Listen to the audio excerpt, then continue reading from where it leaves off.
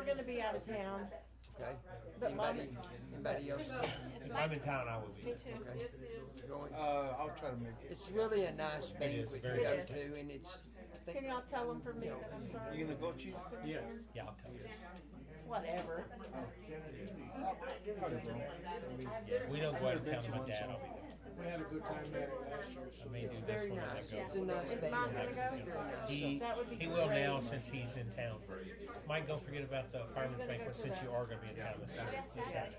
I'll be out of town, so I won't be able to go, but yeah, that'd be great. Yeah, I'll be there. If I was gonna be out of town, but y'all gonna be able to go. I don't think so. I don't have a babysitter lined up. I'll see if I can find one, but Oh, okay. It is really So that we nice. can get It's a nice $500,000. meal, and it's nice to be there for their Follow the sword. installation. Follow the sword. that's right. That's Did right. you, sell your house? No, not yet. 2 hours.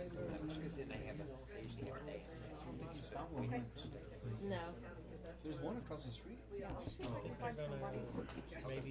See if I can find somebody. A babysitter. Maybe I'll I go. think they got some options. Yeah. If I'm in town, if I'm not babysitting, Buy you know, what you that's want. Buy free what you babysitter too. build what Always you the want. babysitter, yeah. Yeah, I'll go home. New baby, you can get granddaughter. Granddaughter could probably do it, but she's got her new baby. She's just doing it. Yeah. So you can see right there, they're low. What are you looking for? I know, right? It's a small Did you one. lose your microphone? I don't wanna sell It's mine. just me and my wife. Went off. I raised Oh, it's on. I think I can talk into Y'all's own. Do you think you'd be alright? Just Y'all's own? Nope. no, ready. Yep. It's on? Yours is on. It's off now. Are you even sure? Yes. Turn it on. I don't think the batteries are out now. The red light was on in the back. It went off now. There you go. You just touch it. You have to hold it. That was not coming on. I think the battery thing was flashing last time. Yeah. It is Okay, let me go get batteries. Okay. Let me go get some batteries. Because I start saying y'all's numbers weren't good enough. Like I can put together some questions. Yeah, that's and what I have thought. them. No, it's all right. Are you okay with that? Whenever I talk, I'll just get your. How many questions you want? I know it's all kinds of stuff. Double A? No batteries. Ours, mine's, You can get rid of that. see, these two are You might locked. wanna come pick that up. They said we didn't need them. No. I don't know what's in them. Get them to you Monday? Small stuff right here. And I don't know if anybody's got a key. Mine's been locked ever since, I've sat up here and, it was locked before, so. We're going to get some batteries and then we're gonna get started real quick as soon as we give Miss Diana a chance to get back.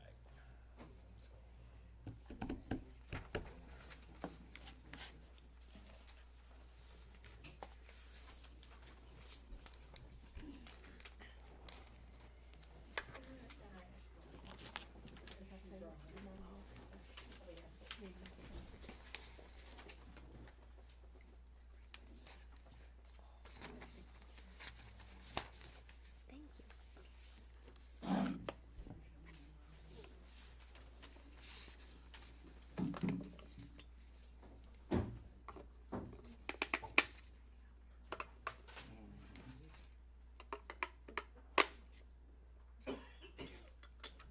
Can she get it to work? Oh, yeah, we'll Here get we go. We have a new IT person. We're all watching You her. ready? Judy, you ready? Good evening, everyone. It is 6:34 p.m. I'd like to call to order our regular city council meeting on January 18th, 2024. We are located in the council chambers here at Kermit City Hall. By calling this meeting to order, we will get started on our agenda.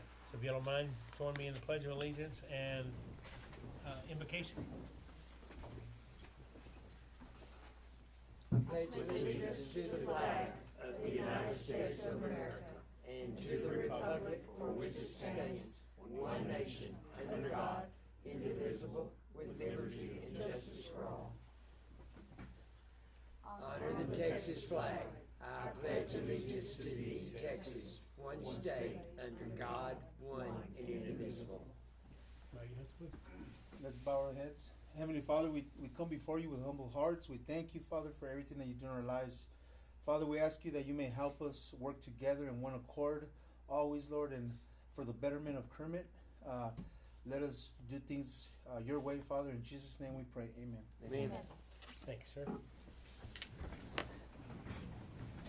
Okay, under proclamations, we actually have one. I was privileged last night to be able to go to the school board and do the school board recognition of the month for month of January 2024. It was a good little meeting, and I do want to share something I showed Council Member Chavez, but with the tearing down of the high school, and as they're getting ready with the new construction and everything, they did some memento items, and they're giving, or I don't know how they're doing it, but they have some bricks, and it has a memento of Kermit High School 1950 to 2023. But what I thought was really cool, and I want to steal this if we can, their quote on there says, "Remembering our past while building our future." And I think that's an awesome quote for this group in this room, for the city of Kermit, the school district, and everyone. And I just think remembering our past while building our future was a great way of them to sum that up. So I was able to do the proclamation last night and presented that to the school board. Will you give that to Ms. Diana? So that's what I had on proclamations. Do we have any special presentations, Mr. Mike, or anything? So we will move on from there. Item number 5 on the agenda is just where we talk about public testimony and comments. Anything on the agenda item? Pursuant to section 551007 of the Texas Government Code, speakers wishing to address the City Council regarding any non-public hearing items on this agenda shall have a time limit of 3 minutes per speaker per agenda item. The presiding officer may reduce the speaker time uniformly to accommodate the number of speakers or to improve efficiency. So at this time, do we have anybody from the public that would like to address the council? Okay, we do not, so we'll move on to the approval of the minutes. We do have in our packet regular city council meeting agenda minutes from September 21st, 2023, regular city council meeting minutes from October 19th, and the special city council meeting minutes from November 15th. If y'all will take a minute to review those, I'll entertain a motion.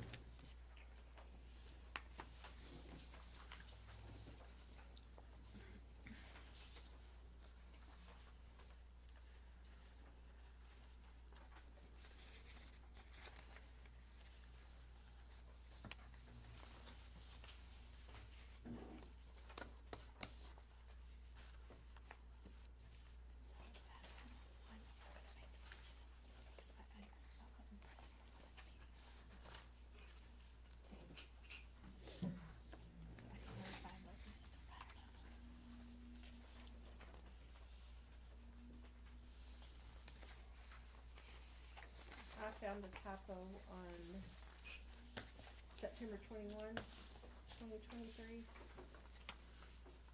In section B, Moorhead is misspelled. It didn't have the E in it. It's September 21st.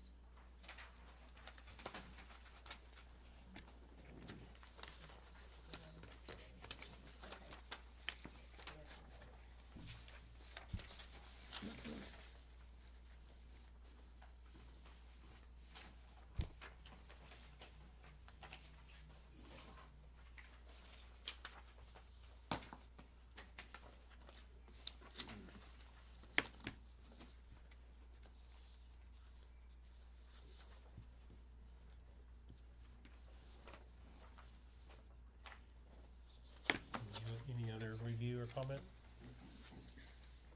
I'll make a motion to accept the minutes of September 21, the minutes of October 19th, and the minutes submitted to us for November 15th, to be approved as read. I'll second. A motion and a second to approve the minutes. All in favor? Aye. Aye. Any opposed? Motion carries. So item number 7 is our consent agenda items. Number A is the approval of the purchase of a 2024 Freightliner pumper truck for the Kermit Volunteer Fire Department.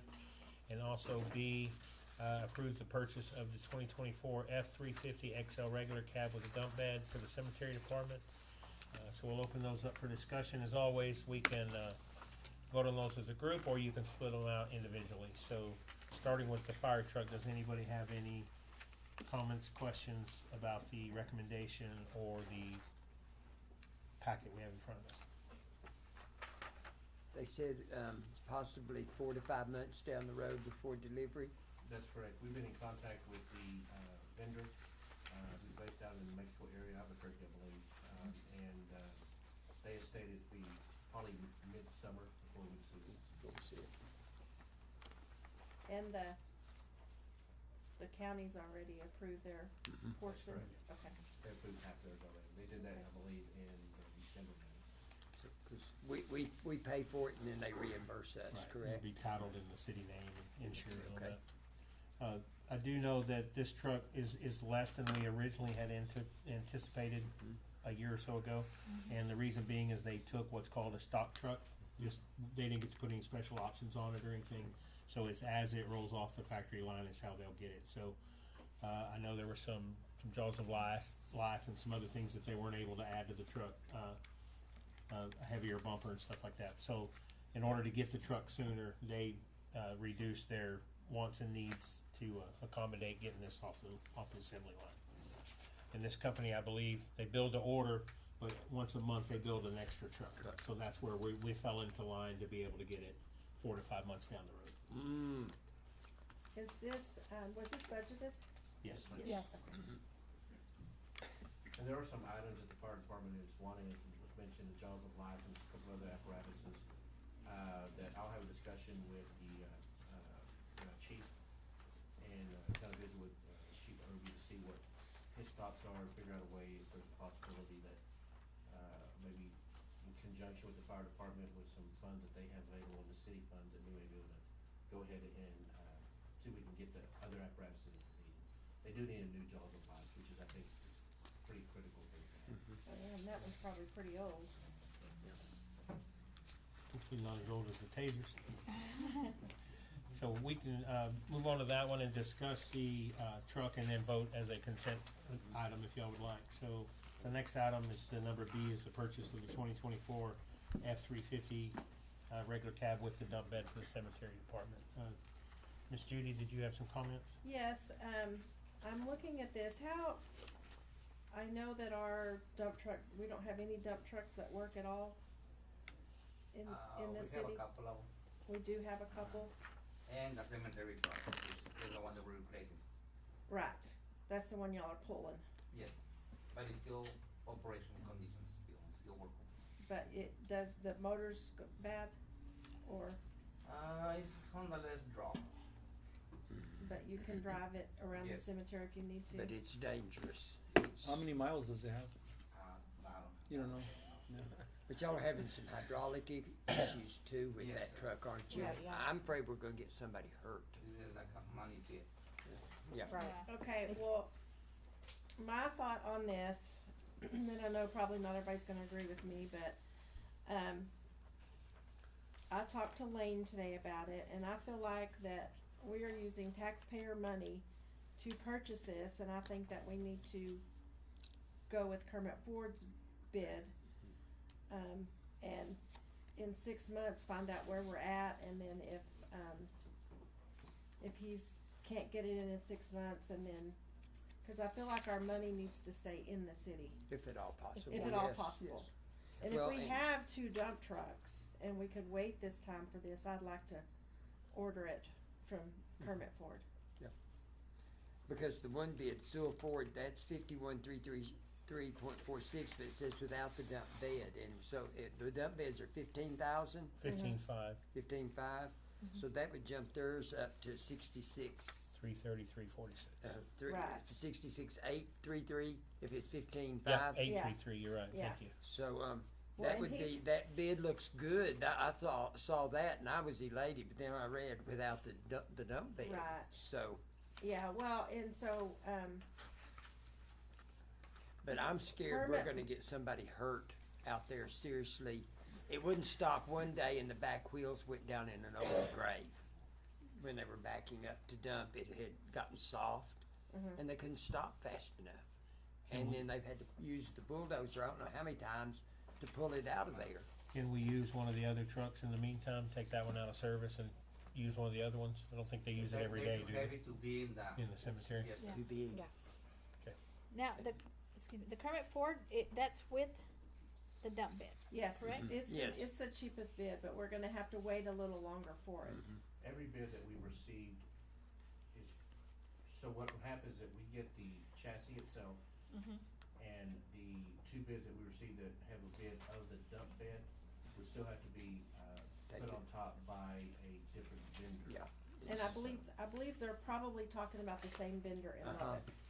That was, American Trailer. And I've Yeah. used American Trailer, and their quality. They do things when they say they're going to do them. So I don't, that's my only concern. I mean, if we can make do, and this won't always be this way because we're gonna get our fleet to where we can let everyone know in time Mhm. to where they have time to get them in before we're like in a bind and need it right then. well, this was brought up last year. I know. Oh, yeah. Overlooked. And after I saw that incident that day where it went back down in, where it rolled off backwards, and there was no damage done to the casket and all that they were interring, but we could have had somebody hurt. Right. Could have had somebody hurt very easily. I don't know, what are your thoughts? Mayor, I would just point out, since we are having a discussion, we probably need to pull it from the consent. Yeah. And I'll be able to talk individually, so we probably go and just pull it from the consent. Okay, so we're gonna go ahead and pull item B from the consent agenda. So let's go ahead and, make a motion on consent item A. I'll make a motion on consent item A, purchase of a new fire truck at the price presented. I'll second. We have a motion and a second to approve consent item number A from the agenda, which is the purchase of the 2024 pumper fire truck.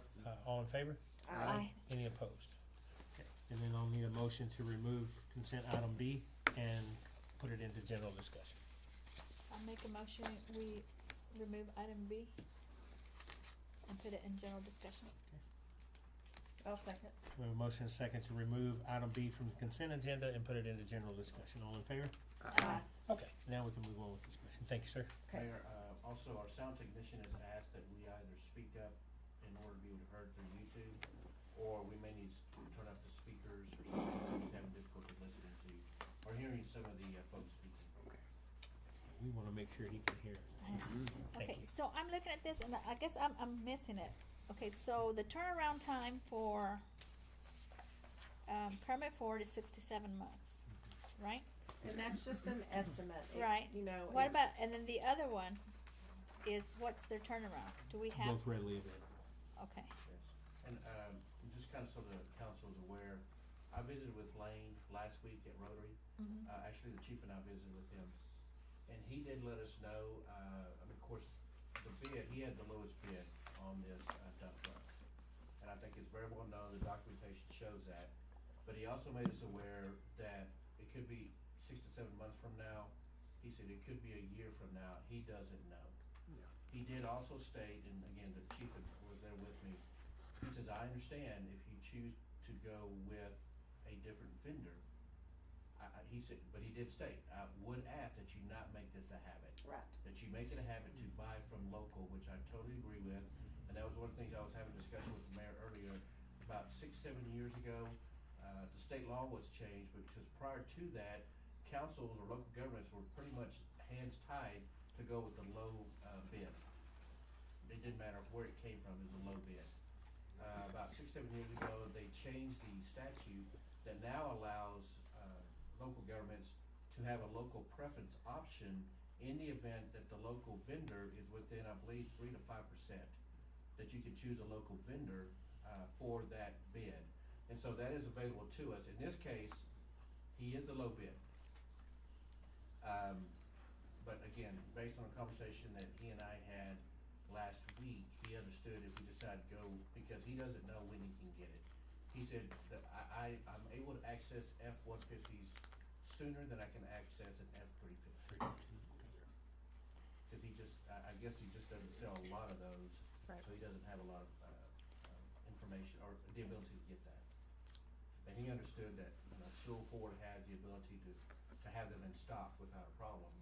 And so he understood if the council chose to do that, based on the conversation I had with him, if we chose to do that, but he did ask that we not make this a habit, and I totally agree with that. Yeah. Yeah. I would like to challenge us to get our affairs in order to be able to get back to bidding like we need to. And this is a budgeted amount, y'all, so that y'all are all aware of that. Y'all Right. did approve that in your budget. And, Mayor and Council, the budget was approved for $65,000. Once we put the dump bed on, it will be over about 1,800. But you'll notice in some of the other items that we have for equipment purchase, we're way under budget on those items. So we could cover this overage of $1,800 with some other savings that we have or other equipment that we're purchasing.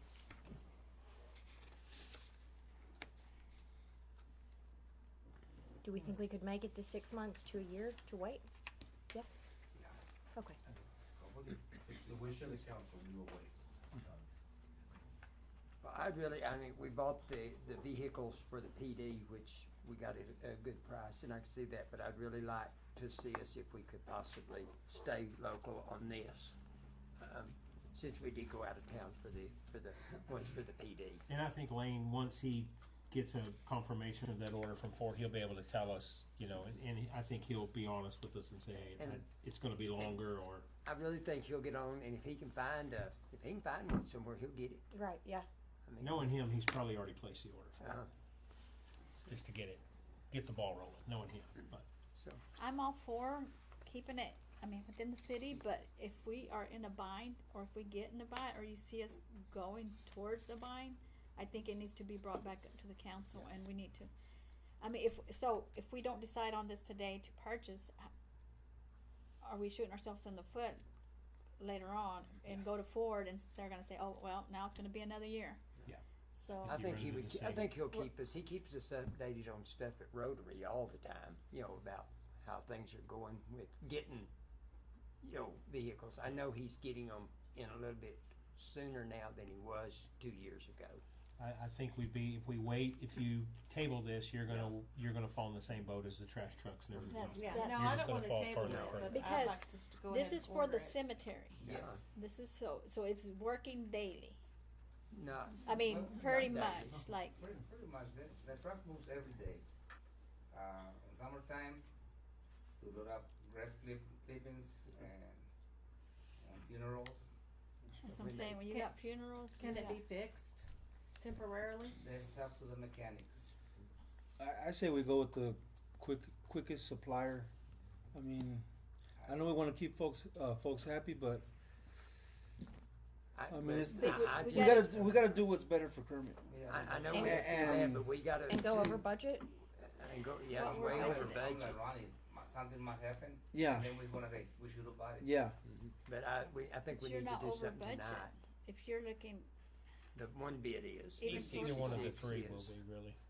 It's The only one 1,800 that's over over. budget is the Sewell. bid from Sewell From Ford. Sewell Ford. It's over by $1,800. The other two are 1,800, below but it's a the reliable, $65,000 and budget. it's, you need parts, it's there, it's, But I like to see us keep as much business here locally as we can. That'd be nice, but I mean, if we need it now, I think our Well, he best. said we could probably get by. We could Yeah. get by. Yeah. Well, They're it's a- just gonna Is have it- to be careful. I just would like to bring that up because I think that's a perfect one. Is it a safety concern? Yes, sir. Okay. Okay, That to me that's- answers the question, That's it. unfortunately. I make a motion, we go with Sewell Ford at this time. I'll second.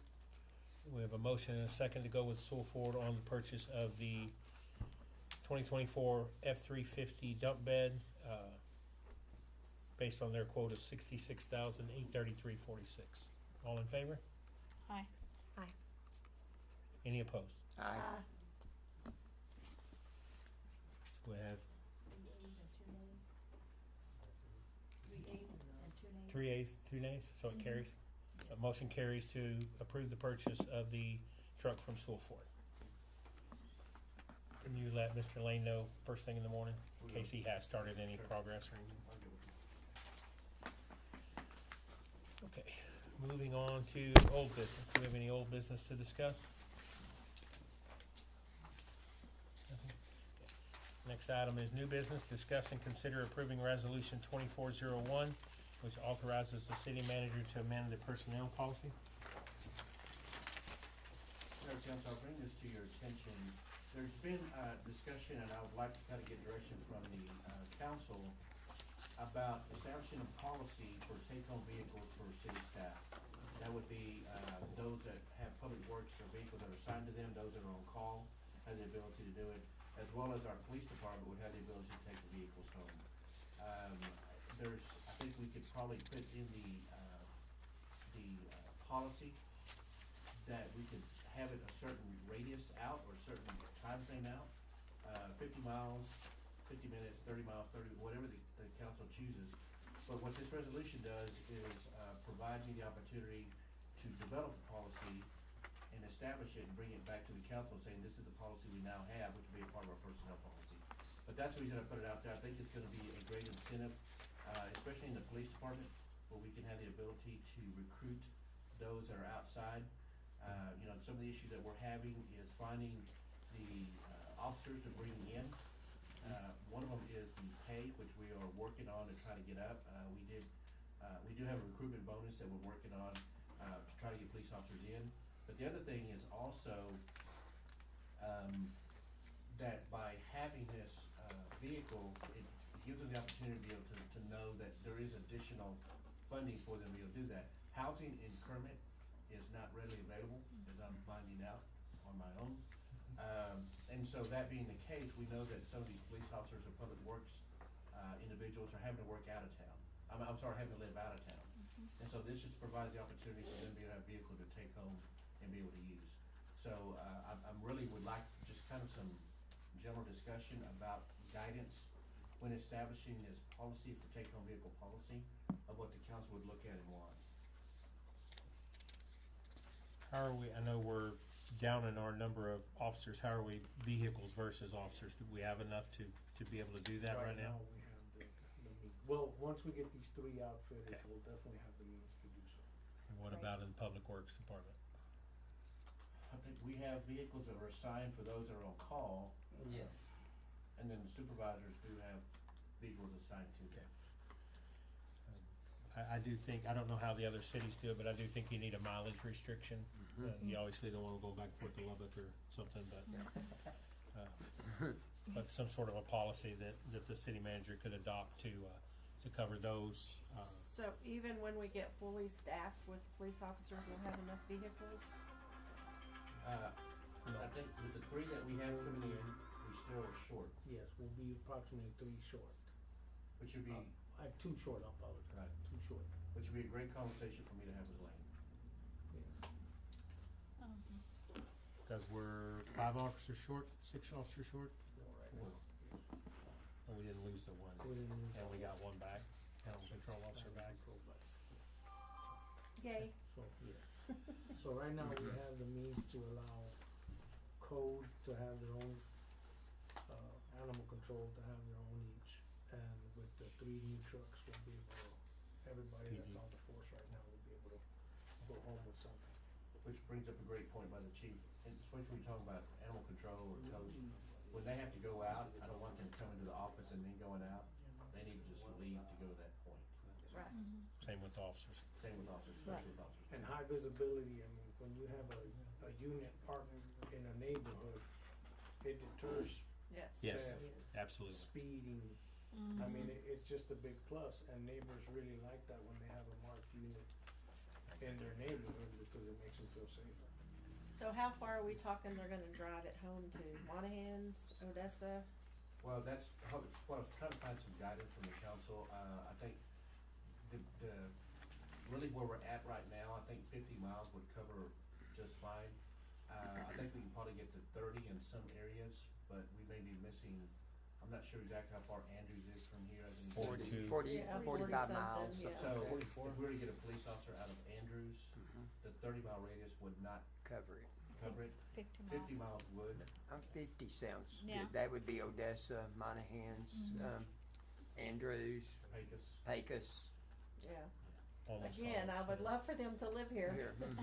And I understand. But we understand Yeah, that the housing is very just horrible right now. I But would go in the with- future, I'd go with the 50. you know, maybe we could Right. revisit that when Yeah. things, maybe the economy changes and stuff. So the resolution tonight is not necessarily to set those policies, it's to give you permission to start formulating a establish policy. that policy. I think, That's the reason I was hoping to be able to get some more input on what it is. I think that one of the things, just so you know, is that the policy would basically state, there was always an issue when I was with the, local government, also state government, about vehicles being used by employees. And, where I've always settled, which is I wanna kick it out to the council, is that for incidental use, as an example, if we have an employee that's leaving and going to work, and they're just going to take their child and drop them off at school, that's an incidental use of that vehicle. But past the incidental use would be if they take that vehicle, if they're in a police vehicle, and they go to the grocery store with their family. Or if they use that to run to Sam's and back, where it's not using official business, that is a misuse of the policy, and that would be laid out in it. But incidental use of driving in, dropping your kid off, or stopping and picking up a gallon of milk and then going home, those type of incidental uses are understandable. Sure. But whenever you're talking about actually families being in the vehicle, driving around somewhere, going to a particular location and a particular spot with a designated intention of getting there, that is abuse of the policy as it will be written. Sure. Great. That's good. Any other guidance items before we ask for a motion? no, I think you do the 50 miles Okay. would cover probably. Oh, yeah. 50's good. Mhm. They would get, like I said, Odessa, Andrews, Pecos, Monahans, and I know we have someone here in Kermit lives over on Campbell Street that's working for the Monahan Sheriff's Right, we have Department, and they're several. driving that vehicle back and Right. forth. I'll make a motion on, item number 9, section A, to give, city manager, give Mike, the permission that he needs to incorporate the new, Guidelines. outline, yes, for this. I'll second. We have a motion and a second to approve resolution 2401, which is granting the city manager the authority to set personnel policies and keep the city Kermit manual updated based on the needs of the city, regulations, and best practices. All in favor? Aye. Any opposed? Motion carries. So our next item is to discuss and consider the approval of purchase of lawnmowers for the Park and Cemetery Department. That's in our packet as well, and these were also budgeted items. Mayor and Council, we ended up getting 2 bids, one from Buy Board, one from Sourcewell. You will notice that they each will use South Plains Implement out of Toledo, Texas. It's, I would assume that whenever Buy Board was working with South Plains Implement, they got 1 bid, and when Sourcewell is was working with South Plains Implement, they received a similar bid, but not the same. You'll notice that the 5 mowers that we're discussing here will all come from South Plains Implement through this co-op agreement that we have. But Sourcewell has come in just slightly less than $1,000, about almost $900 less. This has been budgeted. The budget amount that we had on this was at $80,000. And so we're below the budget item that we discussed. This is what I was mentioning in the previous agenda item, where we do have some cost savings on some of these equipment items. This is one area that you will see. But they are for 5 commercial John Deere lawnmowers. And it's a part of what we will need once we get into the spring, summer season. So the recommendation that we have before you from city staff is to approve the Sourcewell bid, which is about $900 lower than the Buy Board bid. I Yes, noticed, and they okay. were submitted on the same date. But one of them's, I came up with about, now my math may be off, 1,147.82 difference between with the bags and the mowers for the first company for South, no, not South, the one on the top, and then the second one was, I couldn't figure out what the difference was on the same day and everything. I think it's a lot like with the Ford dealerships, based on how many they buy, they Buy get or a little bit, something, yeah. little bit better of a discount or a little bit less of a markup or something, so. Did we get any bids at all on any American-made products? Because this is all produced in China and manufactured in China.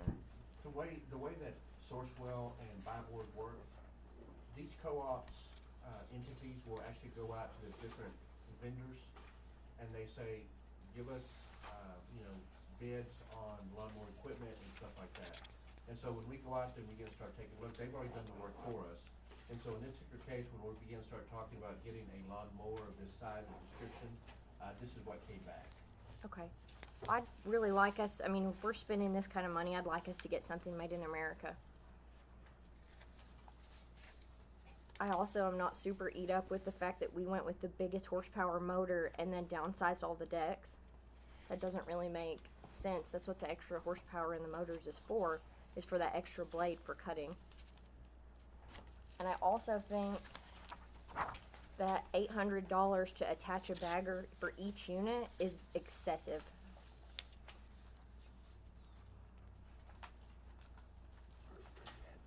Right.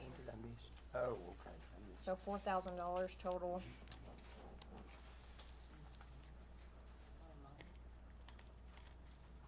What do we have now? Jose? What do we use now? We got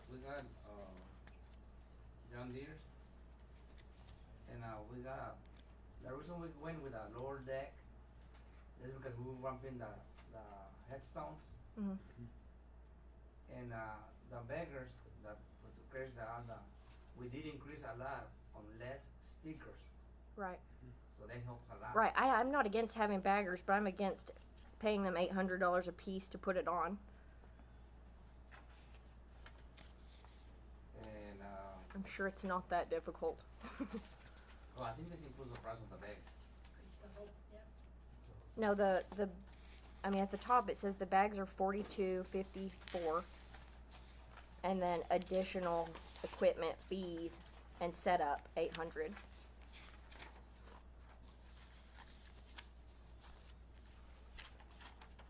But there are lots of companies that are making American mowers that I feel like if we're going to spend the money, I would rather it be manufactured in America somewhere. Can you tell us a brand? Grasshopper makes American mowers. Skag makes American mowers. But a lot of those And I know companies this- don't have the qualifications that we expect to have with the mowers that we're getting right now, like the horsepower or the zero turn. Right, they do. They do. Yes, and they also, I know Grasshopper has municipality programs also. Really? Yes, they do. And I know a lot of the colleges and I know the city of El Paso went to Grasshopper. A lot of the colleges in Abilene have gone to Grasshopper just because they're lasting better. I know the school also has John Deere and has a lot of problems.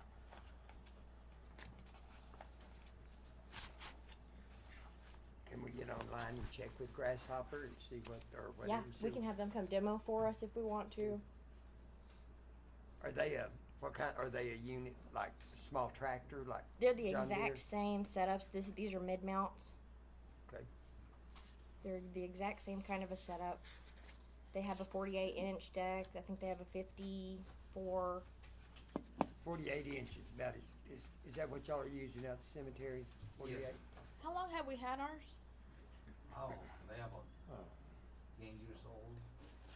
They're not using those old Davidsons anymore, No. are they? Because those things were tearing up stuff left and right out there. We have two, Right now, lawnmowers?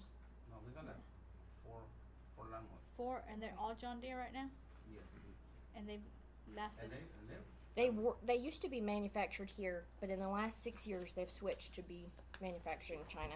They're if you're not buying a huge tractor or combine, they are now an American name hiding behind a Chinese manufacturing. Do you know if Sourcewell has the ability to get other We Other have to quotes? put the specs in for each one of those to find out. I'd also like to see a larger deck size since we're taking over the Vest Park, and that's going to be a lot to mow. At least one of them have a larger deck. So maybe pull this You just table for this more one. discussion. Mm-hmm. And Councilwoman Short visit with y'all. Make that motion. Did we Table? table it? Table. Okay. Okay, I make a motion that we table item B under new business. I'll second. We have a motion and a second to table the purchase of the lawnmowers. All in favor? Aye. Any opposed? Motion to table carries. So our next item is going to be discuss and consider the purchase of a backhoe for the park and cemetery. This is also a budgeted item, that came in under budget, and there is some background that Mr. Mike probably needs to discuss with us on this. Mayor and Council, this particular agenda item, we do have a bid from Warren Cat. You notice that the bid came in at $142,960. Again, this is a needed item of equipment. We did budget and allocate $150,000, so we're coming in under budget as well on this particular item. You do have the Warren Cat bid in front of you, although it's hard to read, but you notice how it's broken out, and the final price on it is listed there. And this backhoe is already here. This is one, if I'll help council remember, Yes. that was ordered by mistake or without approval, but it's here, so I don't know that there's much discussion on Yeah, this that one. was part of what. Just I was luckily we saying saved is some that money, but. This particular item has already been received and is in use. So this is just a formality. Formality. To try to get the council's approval on an item that we already have. I'll make a motion, we approve the purchase of the Caterpillar backhoe. I'll second. A motion and a second to approve the purchase of Caterpillar backhoe from Warren Cat that's already here. All in favor? Aye. Any opposed? That motion carries. Next item for new business is to discuss and consider, that's second. I got two double copies of that. Sorry about that one. Next one is to discuss and consider budget transfer for seal coat project with Park Hill Smith and Cooper for the fiscal year of 2023-2024. And fill us in on these. Mayor and Council, what you have before you is, in the budget, we appropriated and allocated $50,000 for street repair or street resurfacing, is actually what the budget item said, resurfacing streets. $50,000.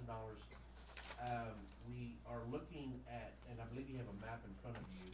The map that we're talking about is Campbell Street from the high school over to Poplar Street. And then also doing the portion of Bryan from southeast to Avenue D. Again, that's on your map. The bid that we received, and let me go back a little bit on my apologies. We are involved in a co-op with Parkville, Smith and Cooper with a lot of other cities.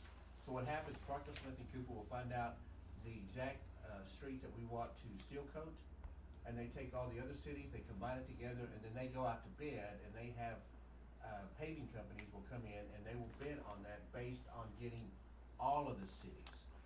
And so we participate in that. We did budget $50,000. The two streets that we're discussing here, in visiting with the engineer from Parkville, Smith and Cooper, said that they're looking at approximate amount of $135,000 for us to do those streets. We only budgeted $50,000. We're kind of concerned that just doing Campbell may fall under the may fall under $50,000 with engineering fees, maybe. It's a much more narrow street. It's longer, but it's much more narrow. While Bryan is a much wider street, which takes up a lot more. And if we simply stuck with the $50,000, we could probably get Campbell done, but we would not be able to do Bryan. And of the two, Bryan is probably the worst one that we have. And I don't know if you've had the opportunity to drive out there, but if you drive out there right now, you'll see cracks, what they call alligators, on the streets. And you see them, and that comes from years of not, it's kind of like your skin. You want to put lotion on your skin.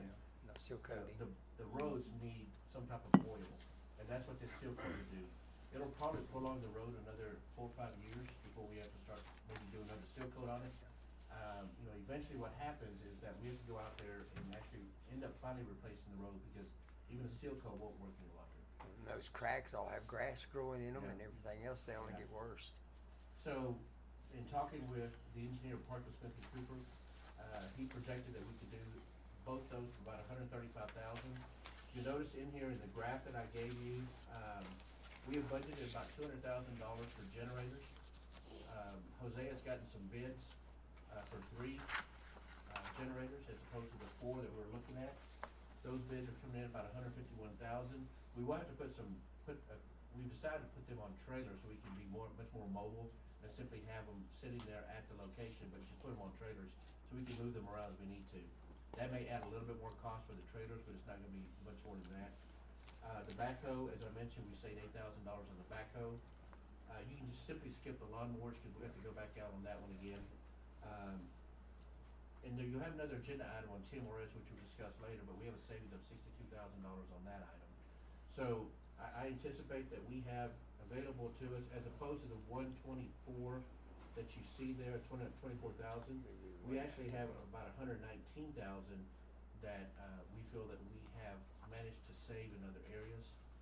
So if you couple that with the 50,000, that will put us at about 169. And again, the budget amount of those two streets is 135, is what we're Okay. being projected. So we're asking that you allow us the opportunity to be able to transfer from these line items to the resurface and go into the co-op bid agreement with Parkville, Smith and Cooper, and have those streets resurfaced.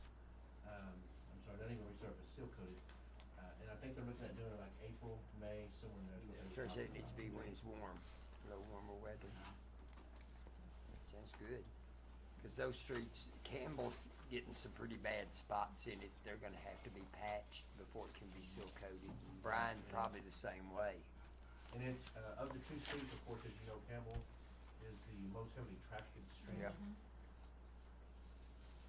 And when they'll have to pull up those, Speed bumps. Yeah, we'll speed put those bumps, speed and we probably need to look in replacing 3 of them. Cause there's 3 of them that are in pretty bad shape. Was this the only bid we got on this too? This is a co-op bid with Parkville, Smith and Cooper. Okay. Yeah. And they actually price it by the square foot, Yes, sir. Okay. which I think came in $4 at on square foot. $4 a square foot. Well, I think we budgeted for it, I think we need to get it done. I make a motion, we approve to transfer the funds to the resurface cost line item in the street department of approximately 85. I'll second. We have a motion and a second to transfer the funds to the street department. All in favor? Aye, Any opposed? That motion carries. good. The next item on the agenda is to discuss and reconsider the status of the Medallion Home Fence Project. It's a mess. Once again, we do have some background that Mr. Mike can share with us on this as well. Mayor, Council, if you remember back in your September meeting, you authorized the ability to turn around and put a fence up at the Medallion Home.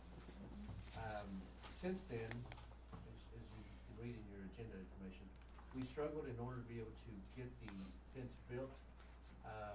If you go by and take a look, there have been brick column pillars that have been constructed. There's some things that we have found in those brick pillars that, one example is they ran PVC pipe for the electrical wiring as opposed to conduit. They use residential wiring as opposed to commercial wiring. They still have one pillar left that needs to be constructed. Anyway, all that being said, when they brought the fencing out, as I mentioned before, that it looked like they were using sucker rods, oil-filled sucker rods. The rods were pitted, and it just, in the communication I had with Vida, she was very frustrated, and I understand her reasoning. I mean, I fully empathize with her in that.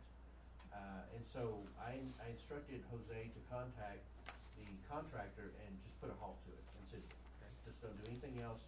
And this is why I wanted to bring it back before the council to provide us direction. If we want to continue moving forward with DB Metals, we will. If they want us to go out and find another vendor, a contractor to do that, we can do that as well. I think that the fencing that Jose has looked at and talked to some other contractors about is the fencing that Vida was hoping to be able to put in front of the Medallion Home. We've got some reassurances that it's not a problem to do that. I can tell you that we will more than likely have to knock down those brick column pillars and start all over and ensure that it's being done correctly. But as well as that is because one of the column pillars is pretty much right in front of the walkway. So that would have to be moved out of the way. And so this gives us the opportunity to be able to kind of reset. We were in communication with the contractor yesterday. He said that he could have a bid to us by Monday. And I believe there's another contractor that Jose has talked to that we could probably have another bid. we could bring this back in our, meeting in February that we plan on having, so that once we get those bids, we can select somebody then and get that started, so that we can complete the fencing at the medallion home, be delayed, much delayed, which we're not happy about, but at least I think we'll do it right this time. We get a chance to do it right one time. How much Right. have we paid I was this gonna ask that. contractor? There was an outstanding balance, and I know that he has called asking for money. But again, we put that on hold, that they, not to spend any more money. I'm not sure exactly how much we spent, and I can find that out. Okay. I'd be curious to know what we've already given him. A little bit over $9,000. A little over 9,000. Because the column that he still likes, is that the one on the far east end? Yes, sir. There by the By that tree. old nursing home and that tree and all? Yes, That's what I looked at, and that's the only place I could figure out that there's still not a there's still a brick. column. But I wondered why, about the PVC piping, and that looked just like regular old Romex. I mean, That's what it it didn't look like a commercial just- grade. And there's gonna be pulling a lot of, I know. there's gonna be a light on the top of every one of those or something in there. Yeah, the plan is to put lights on top of that. I thought that's I'm not not gonna sure if we'll pull ever that. want, but there will be some. I envisioned that they would go over to a fencing company and buy the panels and put in the middle of the columns, not make them out of sucker rods. Yeah. Now, She- that, Vida said They it was had pitiful. panels, but She's it here. looked like they pulled it off something else. now Yeah, when yeah. we voted on them, I don't remember. According- Is there a according to contract they the- signed? According to the guy that I've been talking to, he does gonna order the panels, but also he's gonna put a plate on the ground, cement it in, so he can weld the square tube into the square tube. That way, it won't be no bolts or nothing attached to it. It's gonna be welded to it. And nobody can pull it off. Nobody can pull it off. Somebody hang on it. I had that contract or whatever. So are we gonna lose on the 9,000? Yeah. Yeah. Yes, Oh, yeah. unfortunately. Can we And there's reuse still the money brick that's or? owed, but we won't be paying that. Okay, we go back, and so we do have a contract stating if they don't fulfill theirs or something like that, that we do, or do we just approve and they come in? I don't know how that. I don't know Okay, what but I we've think got. Janice got the, Okay. I think Contract, that's I what think. she's gone after. so Well, I know it's a mess. I drove out there and saw. Can they turn around?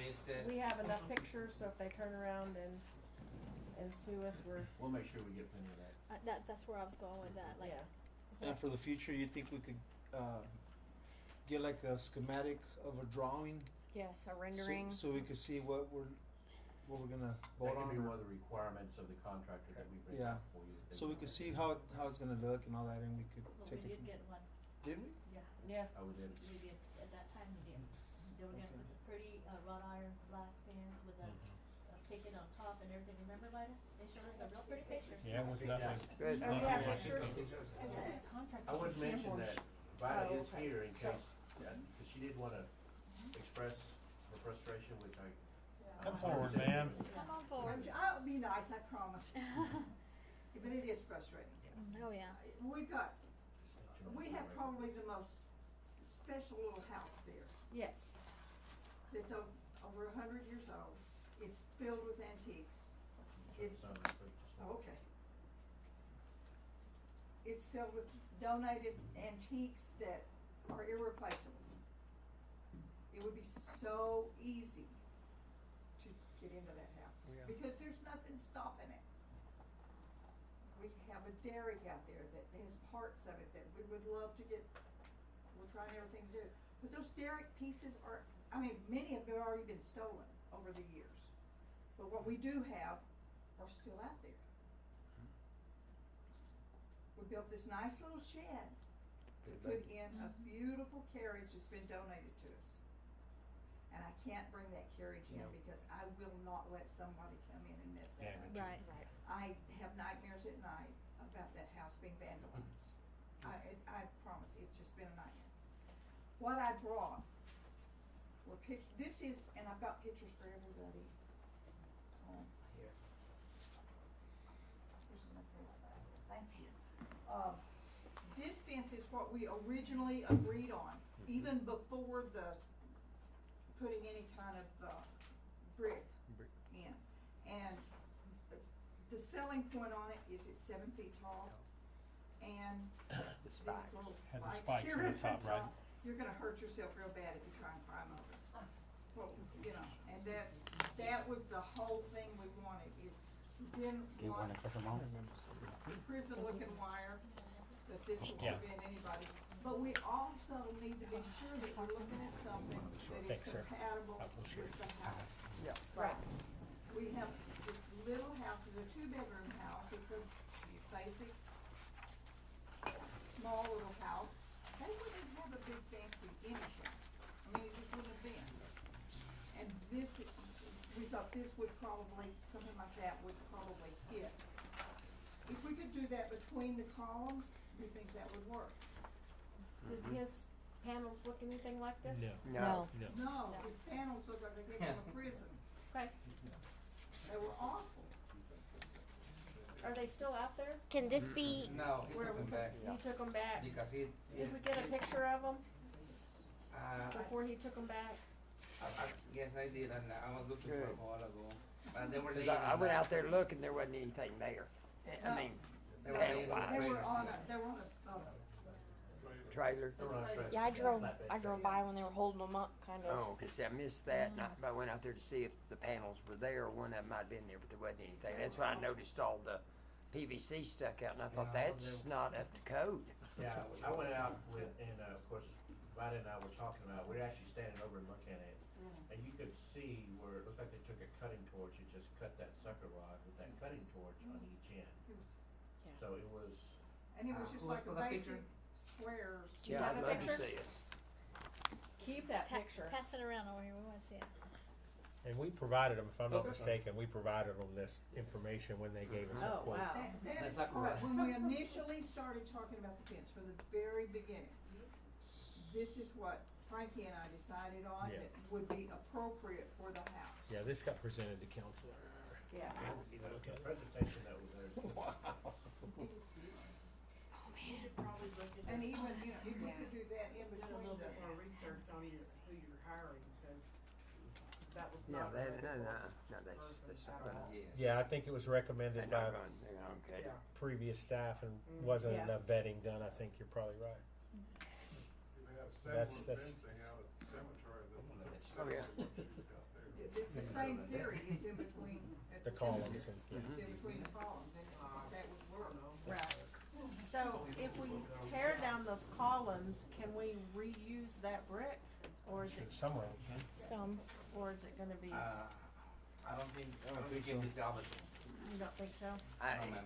So we'll It just- cost us more in the long run, I think, to try to salvage Clean it, up the brick. to clean it up. I know, we're gonna be This out. guy may come want it back too. I mean, we No, don't know. honestly, I would be so happy with this, Yeah, I think that was Without the discussion that columns? we. without the columns. Okay. Yeah, I did put in pictures of what we had in, what several of the medallion hostesses had looked at in lanterns to go on them, but I don't know if we'd be able to use lanterns on top of this. Yeah, you You wouldn't, won't be able you to. wouldn't be able to. Yes, we can. You can? We can put a plate on top of it. I have to find out what size of the bottom of the base of the plate. So they can load the plate and bolt it to it. On top of this, Jose? That was from Home Depot, so, I mean. On top of this wrought iron? On top of the square, 4x4 square cube. 4x4 Okay. here. Okay. Ms. Yeah. Simpson, wouldn't you prefer the brick? Wouldn't it look nice It with would the look brick nice. and then the wrought iron? Alright, let me put it this way. And we've talked about this. The medallion home is a medallion home granted by the Texas Historical Commission. Historical Commission. They have very strict rules, what you can and can't do. I am really worried about those bricks. I really truly am, because I don't know if they come out and, you know, I've seen them come out, when I was at the courthouse, we, I don't even remember what it was we did, but they came out, looked at it, said, pull it out, it's not good. Is that It's the not new- keeping. Is that the doors? And they can do that, they have that power. Yes. Fort Stockton did it to their courthouse, did something to their courthouse, and they not only had to pull it out, they were fined $8,000.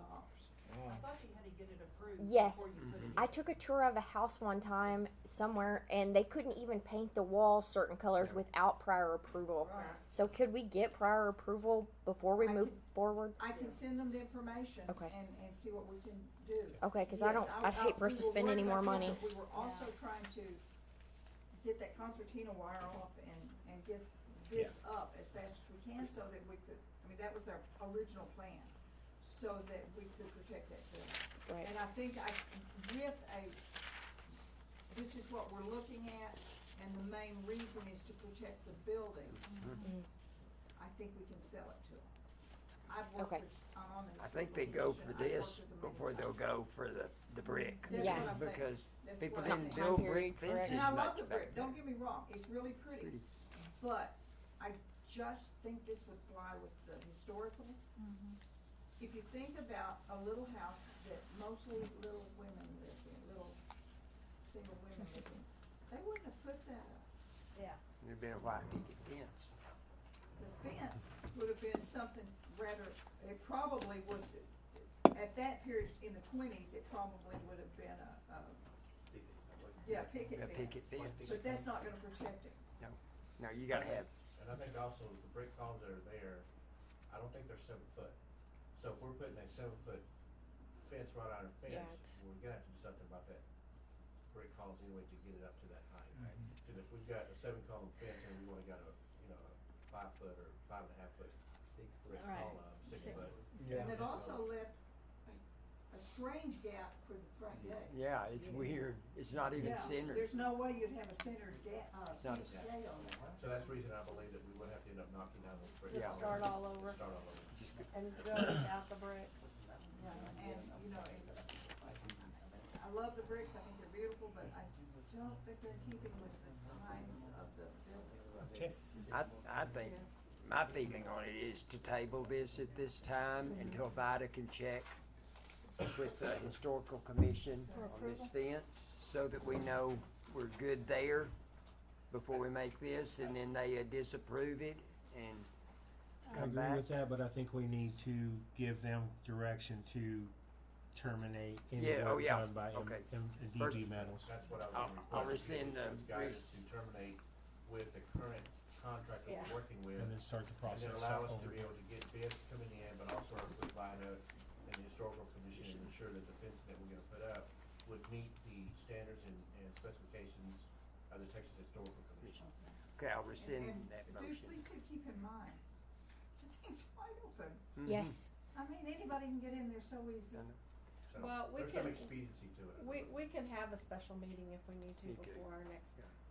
I'll City rescind that council. motion, but go ahead If and we make the get- motion to go ahead and I mean, cancel this contract with the contractor that's currently working on it, and hold off on this until we can, VITA can check with the historical commission, and if we have to have a special meeting to make a decision, we will do so to prompt the completion of this project.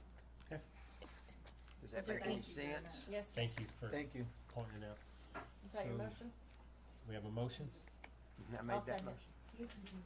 We have a motion and a second to, Okay.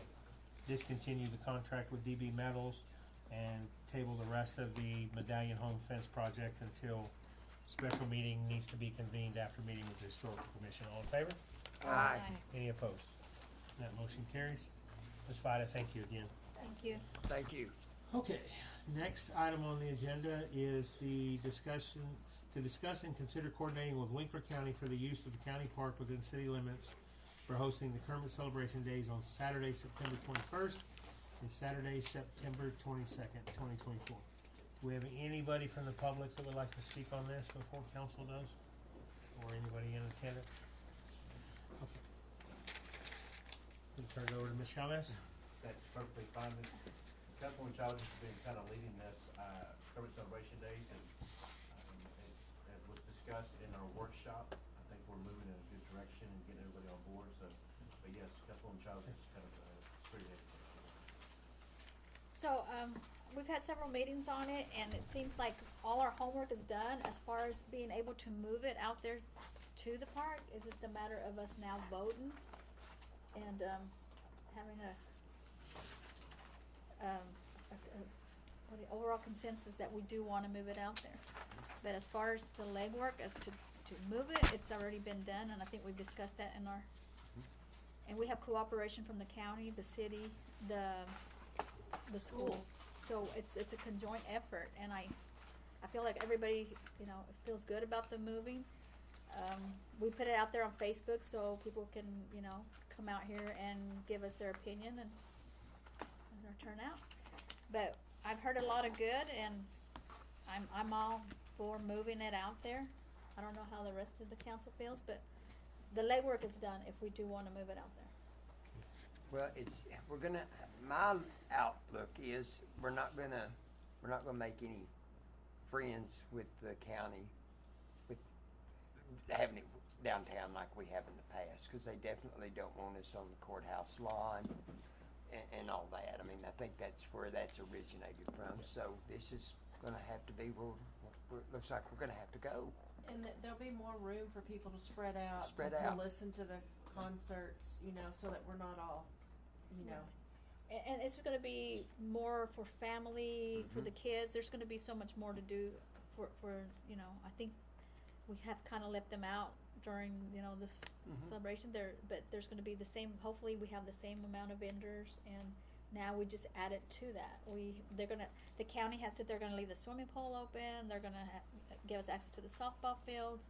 So, I mean, like I said, it's a group effort, and I think it's going to be a good turnout. One with the schools willing to cooperate with letting us use their parking facilities for no vendors set up, but for just general public parking.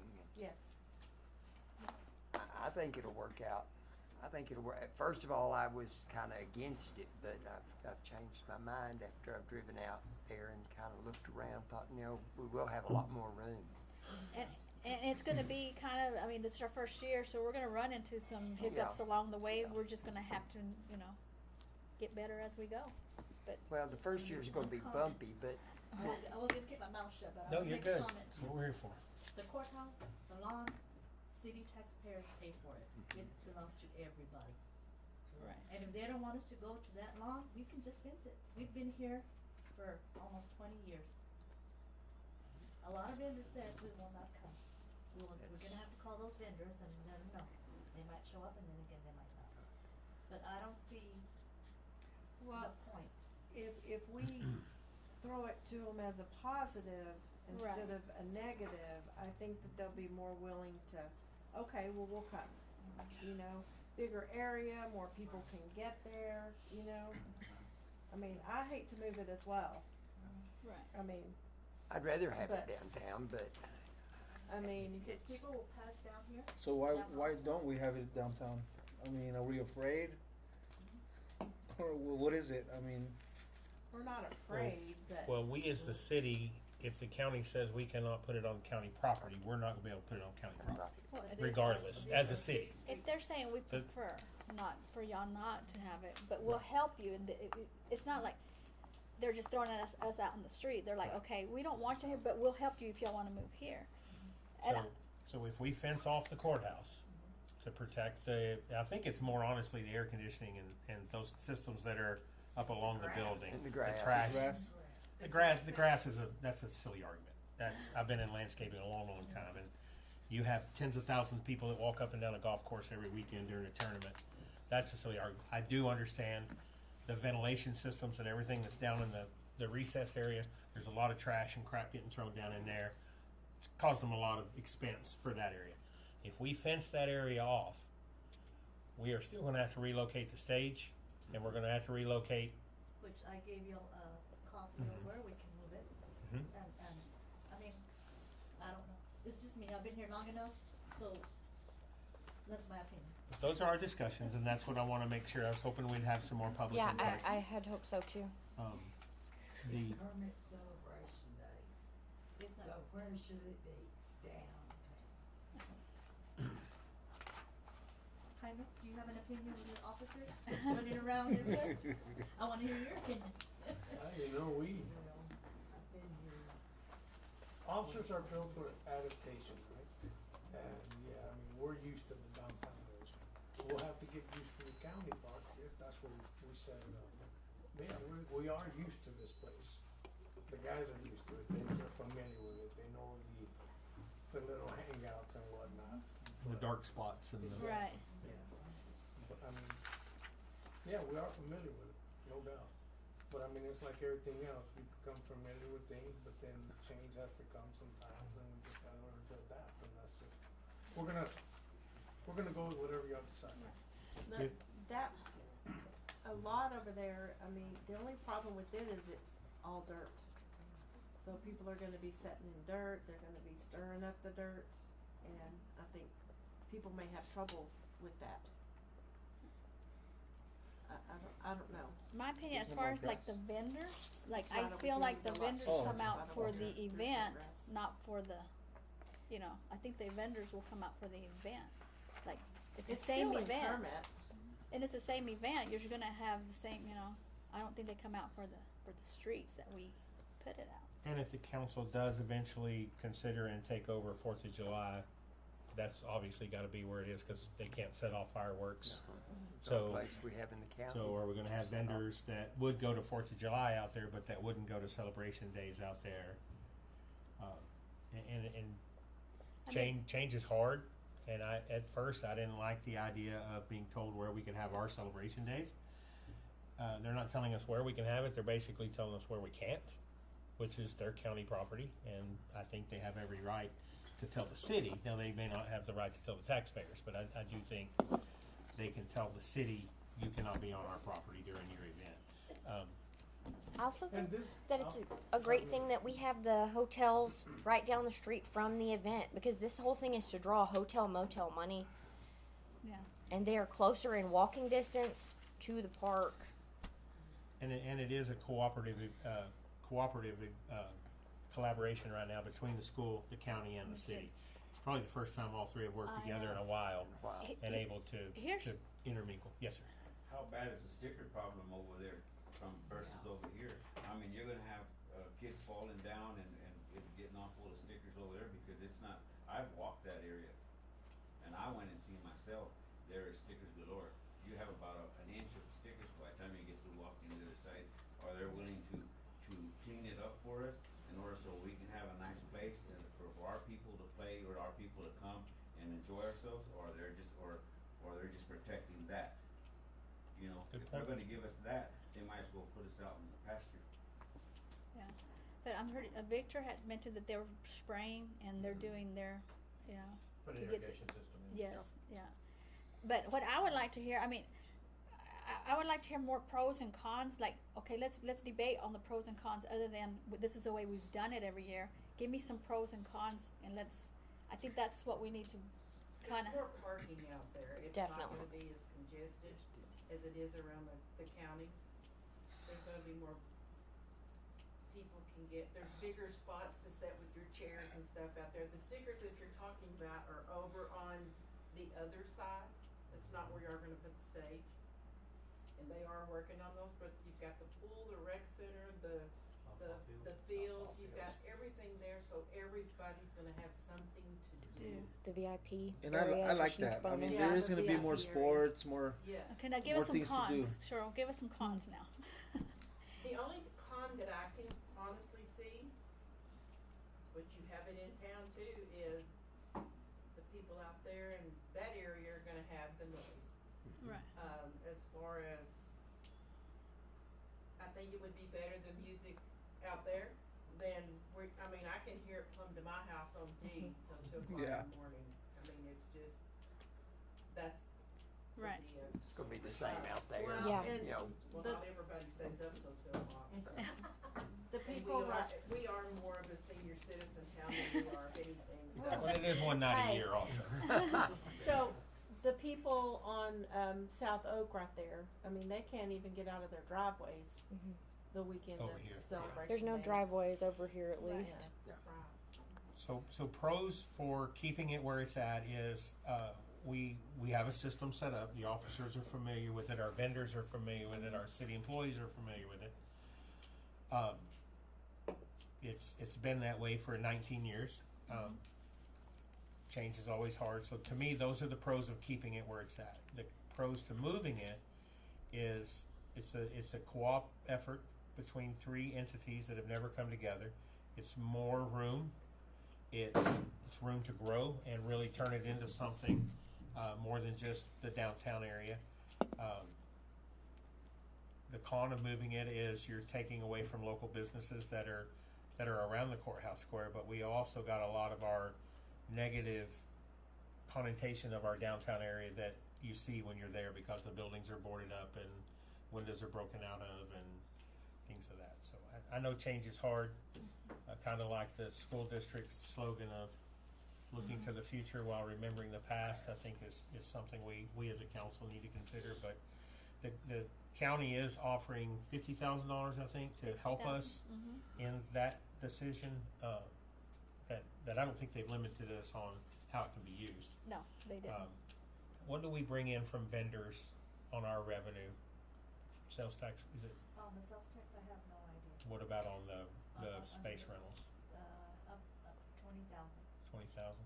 So that's technically, if we had no vendors return, that's 2.5 years worth of vendors. If we had 0 vendors for 2.5 years. I would venture to guess that vendors come for the foot traffic and not for the location. Yeah, I think so. You know, they're gonna have a bigger spot to set up their stuff, plus seating areas. They can put like little umbrella things out in front of their stuff, so I would think it would benefit them more.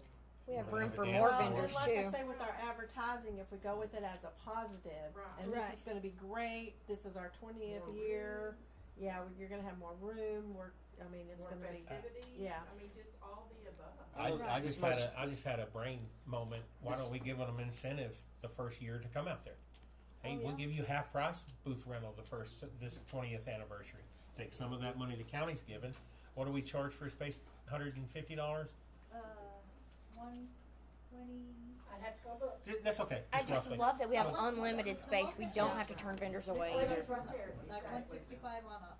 Okay. Because of Like their new dance floor out there. You got Yes, the dance there's a floor. dance So floor, if we VIP, offered vendors, there's even so if we many did good it for things. 2 years at half price to encourage them to move, this could turn into where we have twice as many vendors than we can fit downtown. Could you offer that to returning vendors? Sure. I mean, just returning vendors. If you're Yeah. a new vendor, it's regular price, but to your returning You vendors, can offer anything you want. Yeah. do some kind of an incentive Yep. I like that. thing for That's a them. good idea.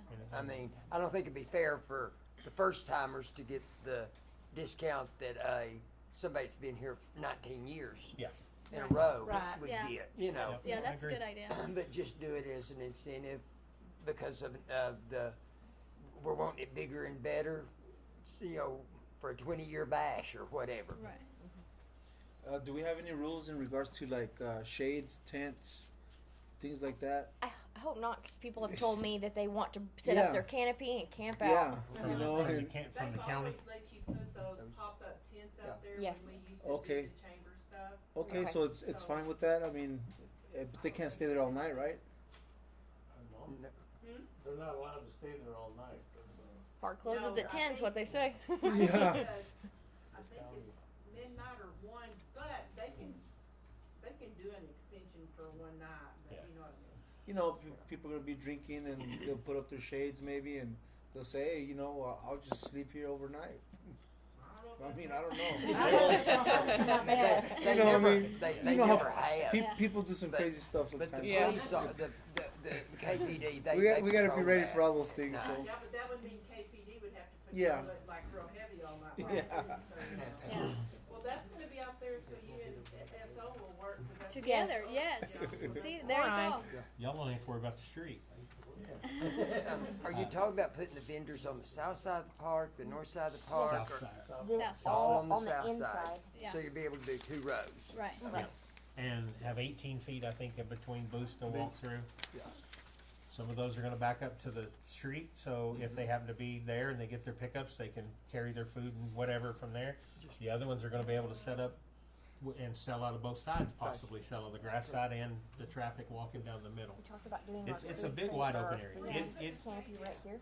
on the north side of the concrete the pad, stage right of the here. stage, of the dance So floor. this will By be the dance basketball. floor. Yeah, Yeah. north side of the Okay. basketball. I call it dance floor. But then Yes, on so the they can where back the up and gated unload 'cause area he doesn't want 'em on the is, grass. Yeah. we're gonna offer VIP. VIP tables. Yeah. Did they get more lighting there? Cause remember for Yes. Chamber of Commerce, they didn't have a lot Make of sure the lighting. fans are working. The county's already put, lighting along the walking trail. Yeah, the walking. And And along all the the way around perimeter. the It's, perimeter. it, Perimeter, plus, It's we lit up talked pretty good. about having the staging will have plenty of lighting in Yep. it, so. and maybe do a food court, our old food court from here, where the walking path is, that big grass area, setting up double tents in there. So. So the food courts will be inside the park? Yes. Okay, cool. Yep. Yeah, And and then to, the rec center to get ready for the bands. Yeah, yeah.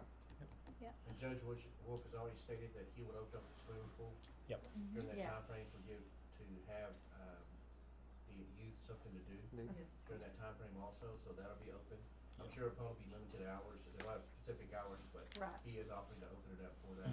Then, of course, we have the playground equipment that's already there Yep. as well.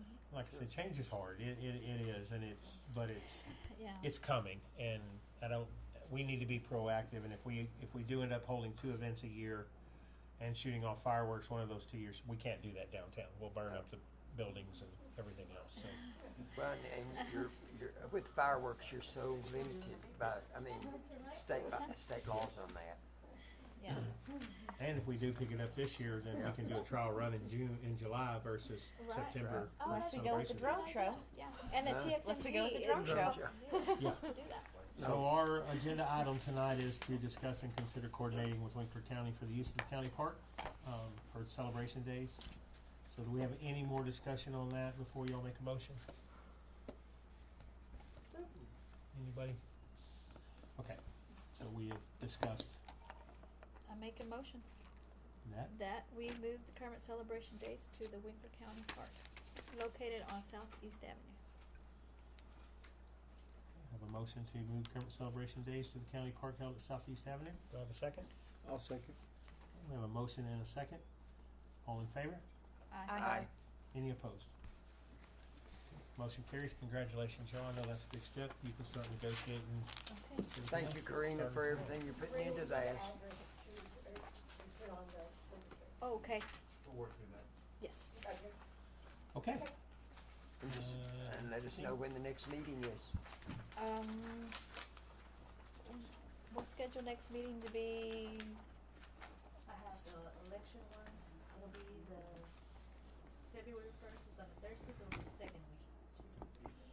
But on that can just be a The committee meeting. It doesn't have to be a chamber meeting or a council can you meeting. pick us a date in 5th, February? 6th, 7th, 8th, 9th. It'll be that Thursday. Okay, the 8th. The 8th, so we could do it the 8th? Yeah, after, we do the election thing, we can put it on there and. Where do Okay. y'all meet? Down here? It'll be here. Okay. Council chambers. Is it in the evenings? You're gonna meet in the evenings? Yes. Okay. What, yeah, the next thing, what time? We'll figure that out. We'll figure out exactly We'll when put we it have on. a special meeting also. Well, just let me know. Okay. And Alright, do you want moving- us to start asking around people that come help, like throw names of bands, that type of stuff Yeah. around? Yeah, Okay, bring it. cool. Moving on to our next new business item is to discuss and consider contracting with Bosque Advisors LLC as a financial bond advisor for the city. This is the group we spoke to during the workshop, and our investment committee has met with. So, Mr. Mike, do you have some discussion for that before the council? Yes, Mayor and Council, a little bit about Bosque Advisors. I know that you heard about it, and heard about them during our workshop, but for the purposes of those that are watching on YouTube, Bosque Advisors, I came in contact with the individual managing partner whose name is Mark Valenzuela. When I was a city manager in Littlefield, Littlefield was one of 4 cities in the nation that had junk bond rating status, which is basically the very bottom that you can get. There's basically 3 segments in bond ratings. The first one being, or one of them being junk bond. The level above is considered speculative rating, which means that when bond advisors or bond investments invest in that, it's speculative, which also means that you have to pay a higher bond rating, a higher bond coupon rate if you're considered speculative, because the market is taking a chance on you that you're gonna be able to fulfill the obligation. And then they have the investment grade, and that is where a lot of cities wanna be at. And then within the investment grade, they have several levels that you can achieve. So, what happened was that when I got there, we were junk bond status. I was working with a company called First Southwest, and they really did not respond or reply back to me very much on being able to improve the bond rating for the city. It just so happened at this time that Mark Valenzuela walked in the office, and he cold called me, and we began a discussion about how we can begin to start progressing the city forward in bonds, in our bond rating. With the work of Mark, who we ended up hiring as our as financial advisor and bond advisor, we ended up moving our rating up into the investment grade, BBB minus with a stable outlook, and which is basically 4 levels that we were able to increase it in about 3 years. But through that, we ended up refinancing our bonds and saved the city about $8 million in finance and interest charges. So in coming here, one of the things I noticed, I was kind of like Mark Valenzuela stated in the workshop, is that we don't know what the bond rating is for the city because there hasn't been much put out there. So we had the opportunity here to hire a financial advisor, bond advisor, with Bosque Advisors, who is a company that is now founded by Mark Valenzuela, and begin the process of establishing an investment policy, but at the same time, being able to leverage the cash that we have in the bank and be able to use that to our advantage, which is a great plus. And so by working with them, establishing that, we can begin to start creating our narrative for the city of where we want to be at once we get to the point, if the city wants to issue bonds, that we have the opportunity to get a great coupon rate at a low rate so that it's less interest being paid for on these bonds to the taxpayers. So I come before you recommending to hire Bosque Advisors and as a financial advisor and bond advisor to the city of Kermit, that begins to start moving us closer to increasing and establishing our bond rating, and then also at the same time being able to get us to a point where we are not only financially solid in the bank, but we're also financially solid with the bond market. And we did meet with them last week, and Mayor Pro Tem Hayes and Councilwoman Chavez were at the meeting with us in the investment policy, and so they may have additional things that they want to talk about. I can tell you, I did make a joke about it, but I don't know Rita Edwards very long, but she was very excited, which is really pleasant to see. Did they ever give us any type of a price that we would come? They did. In the contract that you have before you, they're proposing $20,000 a year, paid in $5,000 quarterly basis. Okay. In order for them to do that, I there's missed that. also a fee schedule that's in the packet of information that you have. So once we actually do have a issuance of a bond, then they have a fee schedule that they use. Of course, that is built into the bond issuance, as well as bond advisors and everything else they have, and it's built into that price. But to do the investment policy financial advising, it's a price of $20,000 per year, paid at $5,000 a quarter. Oh, I missed it.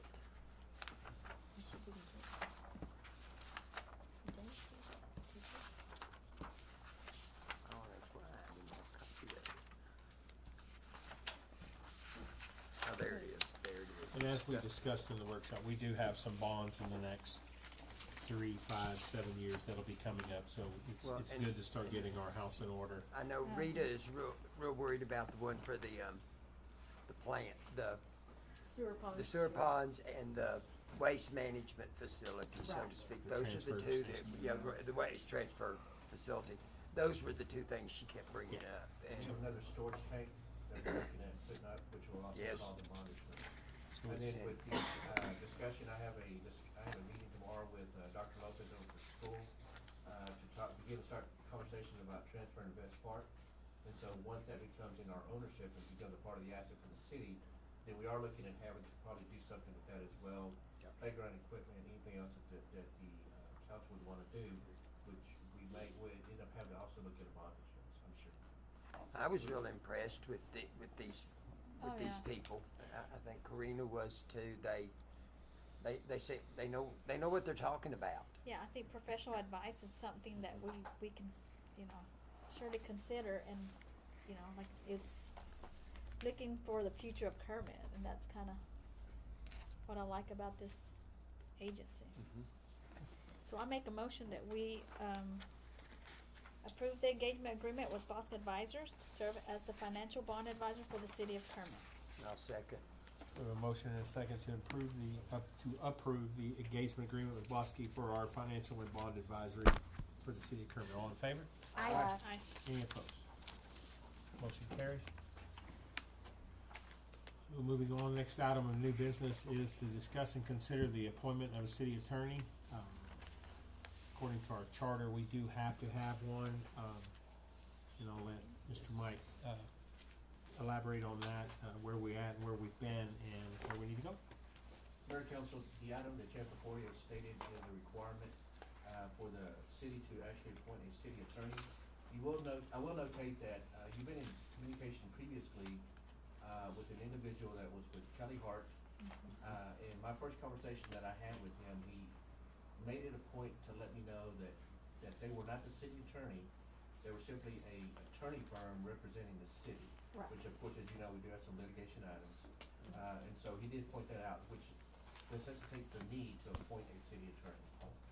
Once I found this out, I began to start making contact with some different law firms that I've been in contact with in my history. I would tell you, based on the three that you have before you, Mayfield, Heinrich, Roth, Weaver, and Parsons. The attorney for that firm that I've been in contact with is Angelique Weaver. I have used her previously for an employment issue that I had when I was a city manager. She actually came recommended to us by Underwood Law Firm, which is one of the firms that I'll be discussing. She's based out of Lubbock. She does have municipalities that she works with where she's a city attorney for them. Her billing rate is $200 an hour. You will notate on the letter that she stated that she gave to us, $200 an hour, but that rate could change because they will begin to start looking at the rates for the year. So it could go up. She projected it could be up to about $225 or $250 an hour. The thing that you have before you on all three is that they do not have a retainer. So the firms that you have before you are not retainer. They simply will bill us whenever we use them. So as an example, they do not need to be in this city council meeting, but if we had a litigation item or something that needs to be discussed, or we go into executive session, then they would make themselves available to meet with us at that time, and they would simply bill us for the time that they're using. And that's for all three of them. The next one that you see is Borkowitz Law Firm. There's been no attorney assigned. I've simply been in communication with their office manager. They're based out of Austin. I can tell you Borkowitz Law Firm is a very well-known and reputable firm in the state of Texas. Their bread and butter is municipal law. They do a lot of stuff with municipal clerks, such as Diana and a city secretary. So they're very, very reputable. It's a great firm. Same thing. Their billing rate ranges from $325 an hour to $175, depending on the level of attorney that we use. The last one is Underwood Law Firm. This is Slater Elza. He's the attorney that's been assigned. He does have two other attorneys that he uses, Brian Guyman and Matt Wade. But Slater would be the assigning attorney. They're based out of Amarillo. You see their rates as well. $275 for the shareholder, which would be Slater, and then $205 for the other associates, which would be Brian Guyman and Matt Wade. Again, no retainer, simply bill us on when we use them. I can tell you, just for transparency's sake, Slater was the city attorney for me when I was in Littlefield. Very well known. He actually gave you a list of cities that he has that he uses as a city attorney, and he's got a vast list of cities. Small. Primarily in the Panhandle, West Texas region. Yep. Like that. And you'll notice that I did not provide you recommendation because I can tell you, you have three great firms to select from. Now, would their contract be like for a certain amount of time, or just till we don't need them anymore? It's actually the way the charter is written, is that we do not have a city attorney now, that's the reason you have before you, but that has to go back to the council every year. Okay. So every year you would appoint city attorney. So if we had maybe some attorneys move into town and we wanted to appoint one of them, our city attorney, then we'd have to wait for that year, or we could do it at any point? The the way the charter is written, it says it is done in in October, the first meeting in October, I believe what it states. And that's when you do the city attorney appointment. Of Okay. course, as you know, the council chose to separate from the previous city attorney Mhm. before the time was up, so. He actually retired. Okay, he retired, so I think at any point in time he could, if you choose to, but, I would caution that there are attorneys, of course, currently existing in this area, but I would state that you probably want to specialize, or have someone that specializes in municipal law. On all three, is there any traveling fees? If they were to travel or come here, yes, they do charge. Okay. All three of them. Yes, they all three of them will. The attorney out of Lubbock, of course, you're talking about a 2.5, 3 hour drive. If we get the attorney from Underwood Law Firm, if they send the associate out of Lubbock, same time frame, Borkowitz would have to come from Austin. And the other one's in Amarillo? Underwood Law Firm, their main office is located in Amarillo, but they do have attorneys in Lubbock. Okay. That was the one that impressed me the most because of the list they gave us of the municipalities that they service. The Underwood? Yeah, Underwood Law Firm. Yeah, that's the first thing that caught my eye when I saw that 3 list. pages of cities, and some of them are, Wellman, it's a wide spot in the road. Yeah. You know, Andrews. yeah, Andrews. Yeah, and I will tell you that if Borkowitz had sent us the list, they probably have as many cities as Underwood Law Firm would have. Angelique Weaver does not have near the number, but she's still sitting at about 40 or so cities that she represents. Who all have you, and you've worked with I work with the Underwood Law Firm, Underwood? and I actually worked with Slater also. Council, you'll have before you 3 proposals, if you choose one of those, or ask for other recommendations.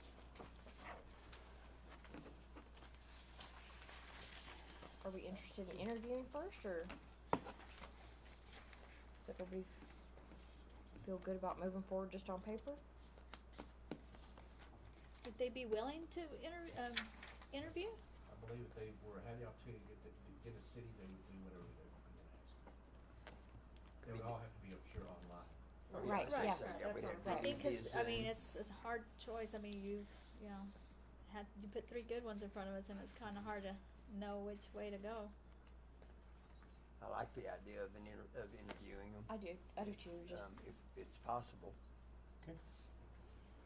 So, you wanna put that as part of the motion, or do you want to table the item and discuss that in? Do y'all think we should interview all 3, or do we wanna just interview the ones out of Lubbock so we can try to save on the travel costs from Austin? I say all 3 of them. All 3? All three, give all 3 of them a shot at it. Okay. I make a motion that we set up interview, and with the 3 that you have presented to us. Okay. Before making our decision. I'll second. We have a motion and a second to conduct interviews for the appointment of city attorney to the 3 firms that have been presented. All in favor? Aye. Any opposed? That motion carries. Next item on the agenda is to discuss and consider a new TMRS contribution rate, which currently is at 16.38%, down to 14.31%. Mr. Mike, you want to discuss that? Mayor and Council, every year we get a rate that's sent to us by TMRS, which is the retirement contribution that the city participates in. As you're aware, these employees are required to contribute 7% of their gross salary into retirement. The city matches it 2 to 1. Now, what happens is that through that, the contributions that are made by the employees and by the city goes into TMRS, and currently the rate is 16.38% that's being contributed, but we are currently at 85% funded. And now, while it's not 100%, I can tell you 85% is an excellent place to be for the city. So, TMRS will annually review our contribution rate, and so this year they're saying for you to maintain that same level, you can go down to 14.31% and still maintain that same level. When the budget was created, it was created at 16.38, because that was a previous amount that we had. So as was mentioned earlier, going down to 14.31 would provide us over a $62,000 savings to the city budget in what we're doing, but it allows us to be able to look at some other funding opportunities for other projects that we may have. And me coming back to you later and asking to transfer that money, but we recommend in discussions I had with Rita, same thing, she believes that saying that, or reducing it down to 14.31% and the TMR's contribution rate would be sufficient and keep us at about 85% funded and be able to maintain the same level for the employees in retirement, plus those that have retired from the city of Kermit. So it wouldn't mess with anybody's Right. retirement No, at ma'am. all? No, They they would would still get continue the to same? receive the same total Okay. package, yes, Do they do they continue to receive more if we leave it at the 16.3? No, they keep the same amount, it's just a matter of the funding mechanism and the amount of the amount of the monies available for retirement for the city of Kermit employees, it stays at that rate right there. So okay. that may stay the same, they don't get more, they don't get less, it's just funding that pot is what it is. Okay. That makes sense. And we'd stay funded, and we would stay funded at 85. Based on what Rita was telling me, we would continue to stay funded at 85%. Okay. Okay. That's Well, I'll make a motion on, item number 9, item I, to, go with, the consideration that was set forth before us. I'll second. So we have a motion and a second to approve the contribution rate down to 14.31 to fund the city of Kermit's TMRS retirement account. All in favor? Aye. Any opposed? That motion carries. Moving on, to discuss and consider contracting with Stephen L. Hightower for accounting and software consulting. Mr. Mike? Mayor and Council, we're probably getting a theme that tonight is finance night. Currently, actually, it finished today, we ended up moving our Encode system, which has been residing in a file server here in the office, we moved it to the cloud. So our Encode system, which is basically has not changed as far as the look of it, but it now resides in the cloud, and we no longer have to worry about our file server being here because everything is located there, which gives us the opportunity now to be able to be wherever we're at and still be able to do work. As an example, Rita could be at her house and do the same amount of work as she does here because it's located on the cloud. But along with that, what's happened is that Rita has encountered some issues with the way that Encode was set up previously. Understanding that we have been set up, I think we've been on Encode now since, I think I was told like 1999, 98, 99. So we've been on the Encode system. It's a great system. There's nothing wrong with it. But along the way what's happened is that there's been changes made on how certain things are set up. And a prime example I can tell you about is our consolidated cash account.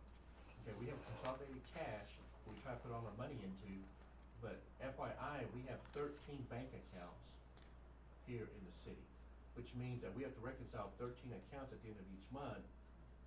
But remember we talked about earlier about setting investment, where we have everything in a pool cash and we invest that and then sweep it back. It's gonna be easier to do it from one account. So what we're looking at is with Steve Hightower, was a former employee of Encode. I believe he worked for them for about 25 years. His responsibility was to go to cities like Kermit and train the employees on general ledger, how to do journal entries, setting it up, chart of accounts, accounts payable, but also utility billing. How do you create bills? What do you do to take payments, all that. So he's got a vast knowledge in the Encode system, having worked on it for so long. What we wanna do here is to contract with Stephen to be able to come in, work with Rita to ensure that our accounts are set up. Because of consolidated cash, we have two due from accounts, which basically means this fund owes this fund so much amount of money, even though we only have one cash account that owes back and forth. They're not set up correctly because Rita has to do journal entries to balance it. So there's something wrong with the system. And in our audit, I just want to say that's what they said. We have a lot of journal entries, so if we can reduce journal entries, that would be great. And that's the purpose of this, is to identify where the system's not set up correctly, so that we can make those changes in order to fix that problem, to reduce the number of journal entries. And you're right, auditors come in, when you do a vast amount of journal entries, it's a red flag. Yes, it is. And so we wanna reduce that dramatically. That's a part of what he can do. Other thing I'm looking at is he can provide training, as an example, for Janet in accounts payable. He can spend some time with her and say, this is how we do things. He can spend some time with utility billing to make sure they understand how utility billing works. Because we have what is being called the Encode Bible, which is a big binder of how you do things, but that was created when we got the system, and it's been training since then. The system, although it's pretty much intact the same, it has changed somewhat. And so procedures change, how you do certain things change. So this gives us a refresh with Stephen coming in to be able to give us an overall scope of Encode for the accounting and the software system. We anticipate that it's gonna be about a 3 to 4 month project with him being here. He will do probably maybe a couple of weeks here, and then he'll be able to go back and do some, because we're now on the cloud, be able to do some things from the house and not have to travel here. But whenever he's coming in and doing training, which we'll take advantage of, he will be back on site again. So this agreement that we have, this contract that you have before you, would be to contract with him at a rate of $75 an hour, and that would be the number of hours worked. We would pay him mileage based on GSA rate, and also per diem, and cover his hotel expenses when he's here. Okay. Okay, but this says $37.50 an hour Yeah. for travel.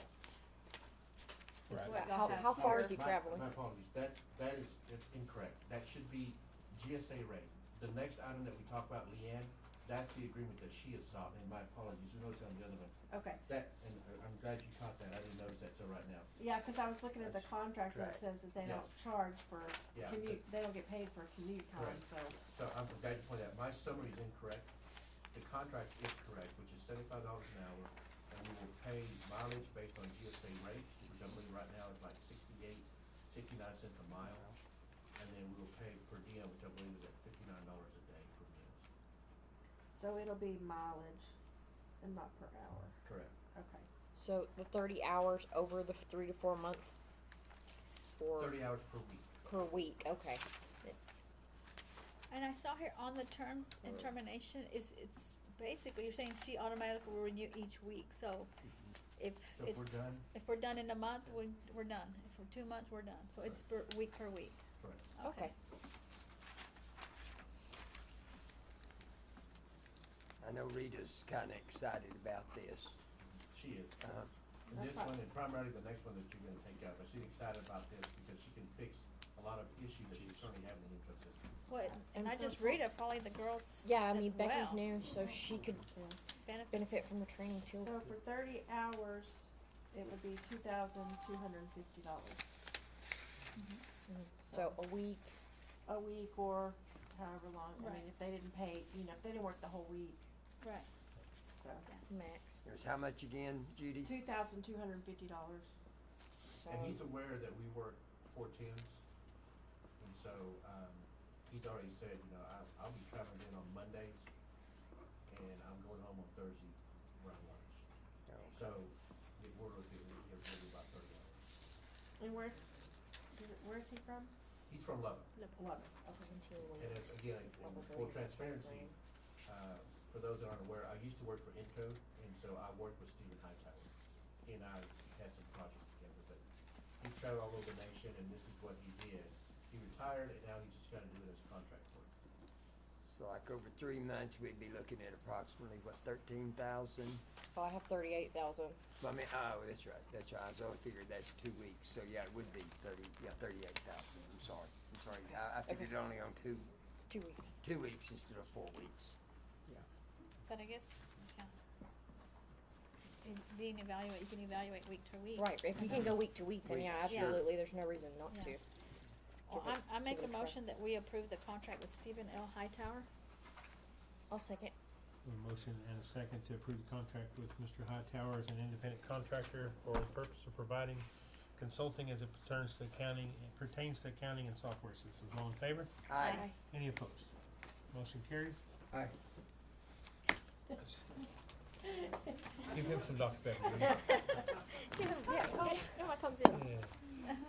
All right, moving on. We've had a lot of new items, Fernie. We're gonna do one more, then I'm gonna let you. We're gonna move on. I hear you, brother. All right, last item is under new business is discuss and consider contracting with Leanne Dumbald as a consultant to assist the finance department for compliance and audit matters.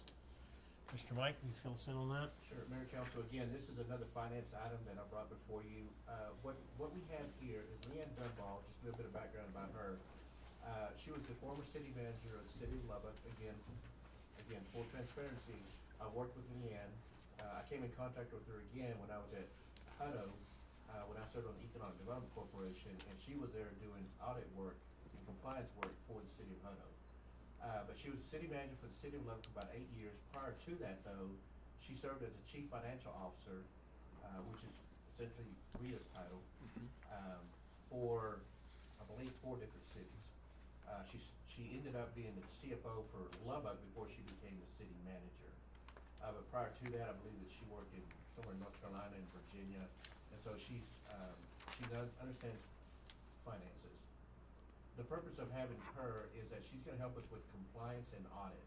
We currently have an audit scheduled for February, and Rita stated that she's about 25% ready for the audit, which is not very far. She still has a ways to go. So she needs some help. Along with what Steve is going to do in helping the accounting system itself, the actually software system, she's going to be help us with procedures, compliance procedures, audit procedures, and fixing what is needs to be done from an audit standpoint and working from that. She's also going to be helping us to get rid of the 13 different checking accounts that we have and go down to, I believe we counted 3, which will have our pool cash, and then we have a police special account, and then we have one other that we're looking at. I think the bond. And the one thing that's go back to the previous agenda item, Steve Hightower asked us is if we had a payroll account set up that we could clear our payroll through. We said no. He said, okay, we need to get that set up. Because what happens is that payroll comes out of one account, we fund it right before we issue check, but we fund it for the amount that we need, and it hits it when everybody cashes their check, it clears out to 0. Yes. But it helps to keep the audit compliance going. So Leanne will provide that for us as well. She's looking at coming in the first week, and probably from that point forward, she will work remotely. Again, because of the fact that we're now in the cloud, she can do that. But she's looking at the bigger picture, which again falls in line in working with Bosque Advisors on our policy, the financial policies, and assist us in that manner. This is the one that is correct, it's $75 an hour, And not to exceed 30, and then $37.50, which is half a rate for her travel. for her travel.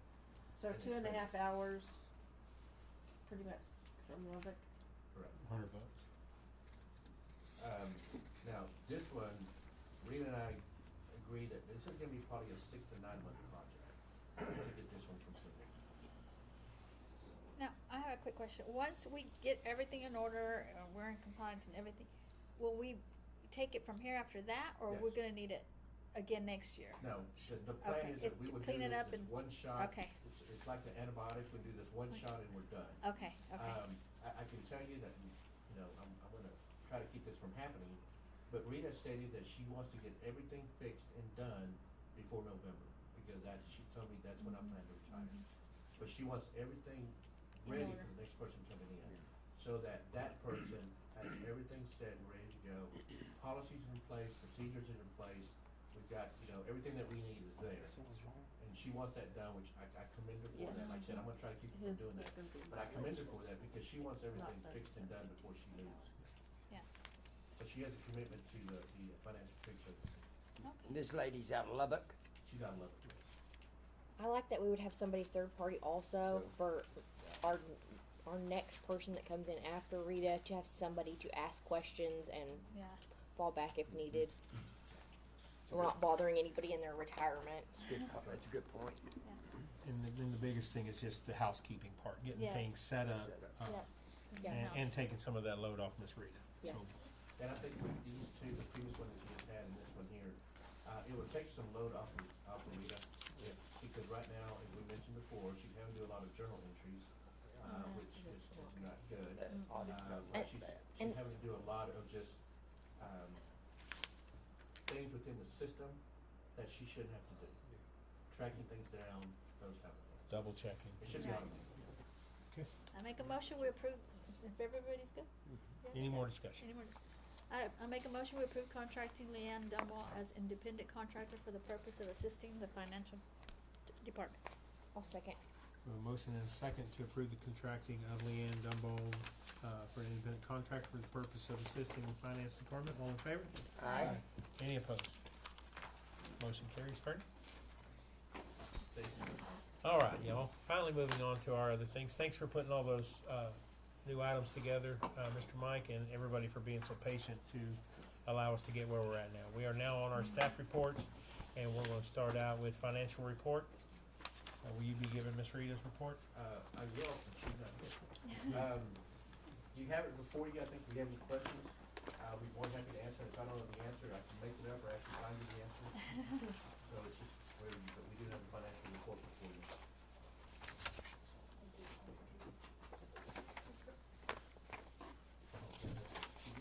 Do you have an update on the sales tax I do. amount? Appreciate you asking that. I know that, I think in our last meeting, we had a conversation about the sales tax that we received for the month of December, which was for October sales, 1.4. I did an open records request with the comptroller and found out, as a matter of fact, yesterday, that the largest portion of that came from WGR Operating LP, which is West Texas Gas. Woo-hoo. Oh. So that is Yeah. our money. That's our Yeah. money. Did they not pay for a while and then all of a sudden pay? Well, I mean, yeah, you know, I tell you that, Yes. that was my initial thought, but after I started thinking about it a little bit more and analyzing it, I'm not sure if that's just an increase in their sales, and the reason is because if they had just not paid for this year, then that catch-up that they had for that one payment would have pretty much brought us back in line with the previous fiscal year, or previous calendar year, I'm sorry. That's not the case, because we're actually ahead of the calendar year. okay. So I'm not sure, I don't really believe that that is we haven't been paying it, so now we're gonna pay it type deal. I just don't know if they have an increase in sales because of the truck traffic coming through here, which is entirely possible. And, you know, they may have missed a quarter or two, but it's Yeah. a pretty Well, large I amount. wonder maybe if that was for a quarter, Mm-hmm.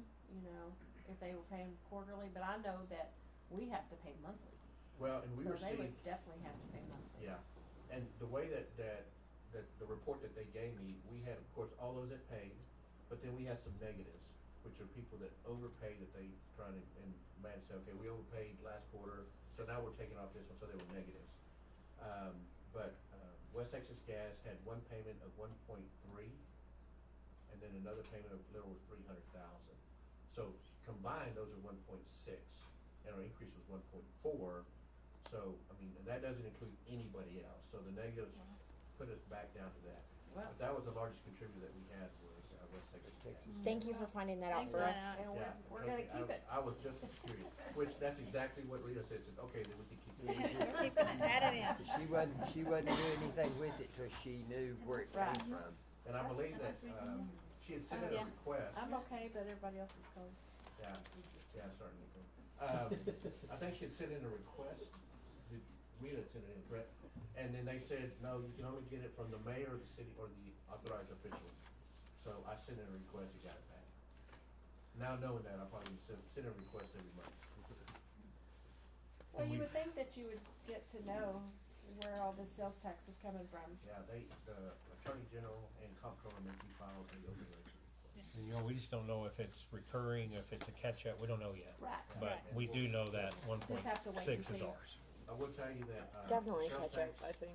January sales tax came in for November sales, and we were up 35% from last, calendar year as well. That's wonderful. So I we were know. up 730% previous in December, and we're up 35% this month. Okay. There you go. Awesome. You have before you the, bank and investment comparison amount. You can see bottom line is that we have, in December of 22, we had 9.2 million. And comparatively, in December of 23, we have 13.1 million. So we're doing well in our cash position. I would state that, this goes, again, this is finance night, this goes well with, working now with policy advisors, because this will play a part into what we're looking at setting our investment policy, so we're in a great position. But we can do more with it, that's the biggest thing, that's the exciting part. Yeah. That we can do a whole lot more with what we have. Thank you, sir. Ms. Diana, would you like to give a recycling report? All that I have is for the cardboard, and I picked up cardboard, back in November of 2023, and we just received a payment for $890.40, and it's $40 a bill. We still need to receive one more payment for 12/14 of 2023, and they haven't sent it in. And we have not had any iron or metal taken in, so this is all that I have. Thank you, ma'am. Moving on to public safety reports with Chief Ramos. Police activity? Excuse me? Bring this, hotel motel. Oh, we did that. Hotel, sorry? hotel motel. Hotel motel. Everything is very good in this hotel. Yes, I was gonna say, I mean, hotel motel, if you go back to that report, you can see also, those numbers are up as well.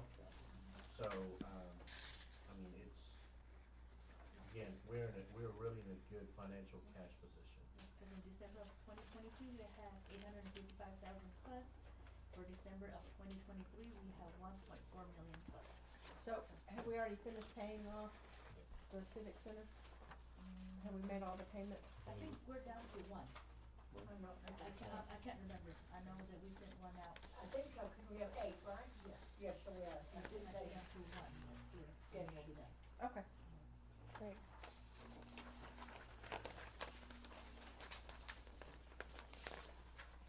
We'll move on to police report. All right, police department activity, Chief? Well, our calls for service, or our calls, response calls, we're pretty much on average is slightly higher from this time last year.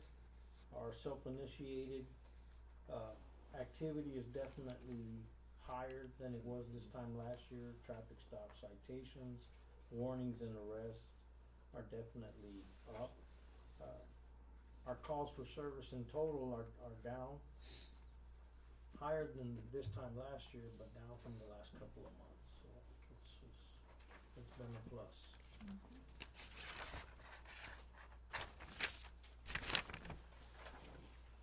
Animal control activity?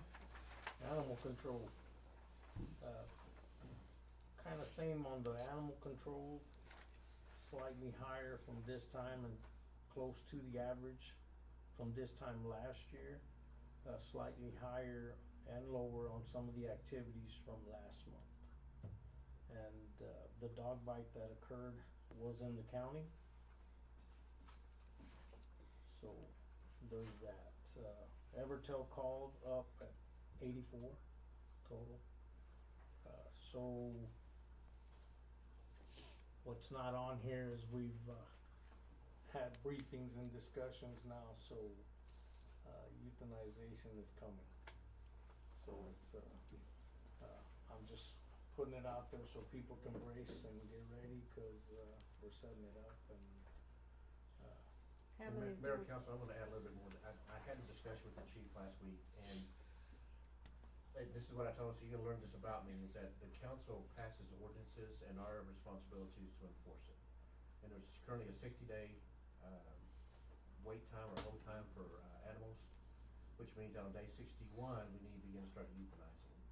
So it's a catch-22, because, I would probably be the one crying, standing there watching them do it, but it's a part of what we have to do, because I can also tell you that keeping animals, dogs within a cage for 5, 6, 7 months is not humane either. No. If we can adopt them, that's fantastic. I'd love to adopt 100% of the dogs. It's not possible, and so I did tell the chief to start moving forward and euthanizing those that we have there for past on day 61. So, can we start putting more of them on Facebook? I mean, I think if we really get them out there and maybe people will look at them and see them and maybe somebody will start coming in. We actually had a discussion, about our, you know, we have a committee, Uh-huh. Yeah. and we had a discussion today. Oh, y'all had a meeting today? No, I just asked them, what day would be good. We're gonna have a meeting. Oh, And okay. I don't remember what day in February I was gonna get with you. And I was just telling him, I would like us for our committee to be active, more active in, like you say, putting them in Facebook, like, they are, you know, very busy and picking them up, you know, it's not, it goes down and it comes back up. Right. But I would like to incorporate our committee this time and get a committee that's gonna be active and helping and putting it out there in the program that we implemented a program a couple of months back. And I asked him if he would be okay if we go in hands-on and us kinda help them and put it out there. Cause that never got set up, did it? No, and so, you know, I know, Barbara is down, you know, I think she got hurt or something, she's down right now, but, so he allows us, and that's why I say, I don't wanna step on your toes, but for the committee to be more active. So we're gonna have a committee, meeting, I'm gonna get with Diana, and I'll let everybody know, and those who really wanna be active in helping, that's the group that I want, and by I mean helping, like, putting on Facebook and, you know, however active we need to be. Reaching out to other rescues. Rescues. Reaching out to rescues, like, Not just within our state, but other states. You know. Right. We Broaden get some that other horizon. states that will take our dogs. Right. And so it's just up to us to be able to. And we could coordinate network that ourselves. yes, Yeah. so committee, get ready, cause I really wanna hit it hard and be more active. Instead of And- quarterly or monthly, we're gonna be active daily. So nobody in this room wants to get to day 61. But Right. I can tell y'all, and I think some people in the room will agree, there's some street justice being taken. Yes. We all saw the dogs that got shot a few weeks ago. Mm-hmm. We saw the dogs that got picked up and mysteriously ended up by the sand plant. People Mhm. are doing that because if we're not going to take care of the animals, they are. Right. That's more inhumane to be put out there for a coyote to attack you and eat than it is a lawful euthanasia. And it just breaks my heart. Right. But it would tear me up more to know that 4 puppies got taken out there and tied to a stake so somebody could call in a coyote. Right. And it's happening, y'all. We Yeah. can't be ignorant. No. And we've been very blessed. We haven't had any incidents. So none of us want to get to day 61, but we've got to do And so. we still have a lot of strays out there. Oh, right? yeah. Yes, Oh, there- yeah. And we even unfortunately. have dogs that belong to people and they're still out there running. Yeah. But I think if we can generate a little room for Barbara and Shimon to have where these other animals can get processed in and out and stuff. Right, right. And we've got to work that rescue. So, Yeah. thank you on that. And I'm sorry that we're to that point, but we have to be. Moving on to code enforcement. Numbers are slightly higher from this time last year, lower from the last couple of months though. Improper disposals were higher than we were this time last year, but lower from the last couple of months. The maintenance, service connections without permission were up too. Report on Evertail were down, which is a plus. One thing that we don't have on here is the code enforcement has definitely been out there and really enforcing the prohibited parking on the truck tractors. Yes. I don't know, I'm sure a great deal of you have already been getting calls and being notified and people complaining. We've been hearing that as well, but it's like we're saying, it's not because we want to punish anyone or treat anyone unfairly. We simply want to clean up our community. And this is part of the program. Right. And so we're enforcing it. There's a spot over there on South Walnut where it's on that road that's not all the way paved, and they went, I think, Sergeant or Police Officer Stockwell went out there, and they said they'd moved the trucks, and they moved some of them, they didn't move all of them. So do we go back and check those again? We have been. Okay, 'cause They didn't move all of them? no, there's still two So- out there. There's one that looks like it's inoperable. And then the other one, the guy's still going every day. I think that's in about the, let's see, That 300 block, it's south, 200. 200. The two-story house, is that what you're talking about? No, it's a block down from the two-story house. Okay. That'd be, I guess, about the 200 block. That street Yeah, I is think so it's the chopped 200, up. I think it's the 200 block. Okay. It's a weird street, so, Alright. but, I mean, I see it every day coming in from work, so. I'll make it a point to swing that by. Thanks, sir. I think they're doing a good job. Yeah, They're doing they a are doing very a good job, we job. see.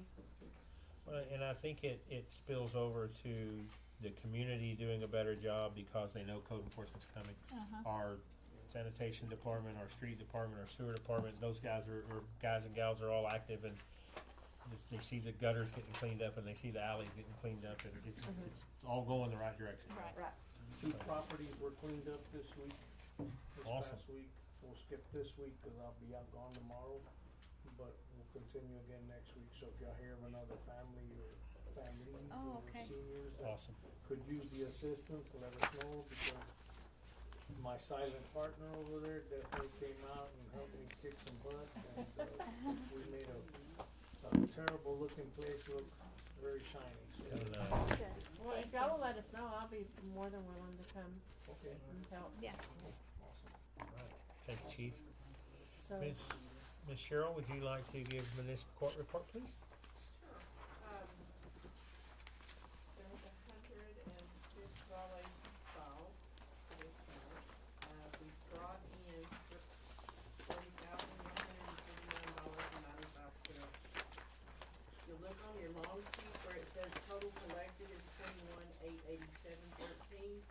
The difference between that and what I just told you we collected was the 8,000 was paid at that end of that month, so it wasn't deposited till the next month. So that's why there's a difference there. There was 558 warrants cleared and 572 cases disclosed. Doing good. All in December? And I'm nearly through with all those backs I paid. Wow. Good. Yeah. Good deal. Has it been a year? Ma'am? Has it Little been a over. year now? A little over. Over a year? How long? Thank you, ma'am. Public Works Department, Jose and Caesar, would y'all like to give your reports? Yes, sir.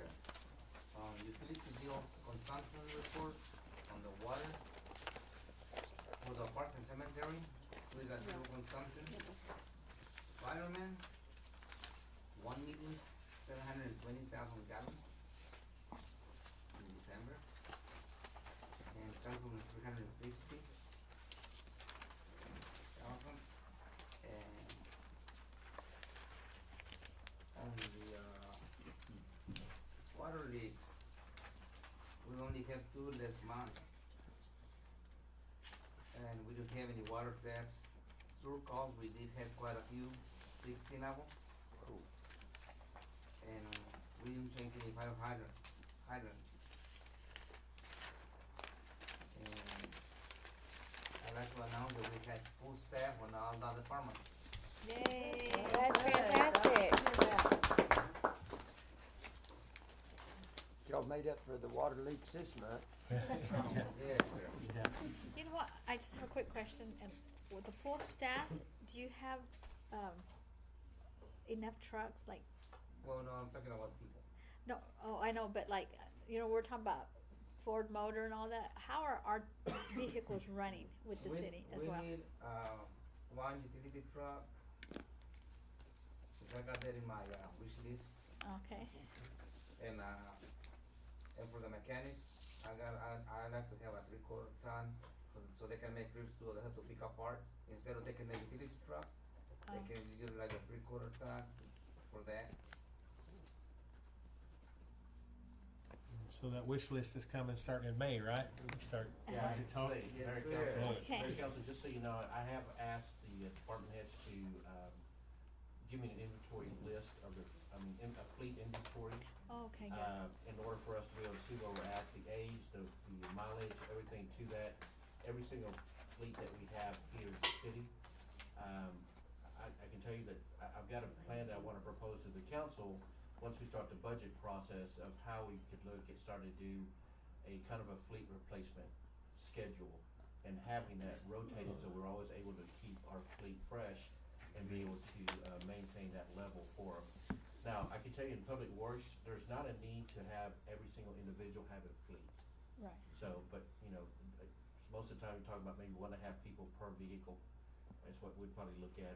I do think it's imperative that each police officer has a vehicle assigned to them. And so I want to move into that direction. But that's kind of where we're at with our fleet. Have you ever considered too, like, you know, on certain occasions, we have to pick up people from the airport or anything like that for management or for the city to have? Actually, yes, that was a discussion that I had with the mayor earlier. Oh, okay. But I've also mentioned that to Lane Oh. about the possibility of a vehicle that would be assigned to the administration staff, so that as we go pick someone up, we can do that. Or if we go to schools or classes, as an example, Diana went to municipal court clerk school, municipal clerk school, that's what it's called, city secretary school. But she drove to Denton. And this vehicle, if we had one assigned to the administration, would allow her to be able to use it, travel over there, travel back in that vehicle. If council members chose to go to a TML regional meeting, then, you know, depending on who would go, but they would be able to they wouldn't be able to travel together. It's kind of like the president and vice president, you want them traveling together. But we would be able to have some go in there. So, yeah, that has been a discussion that I've had.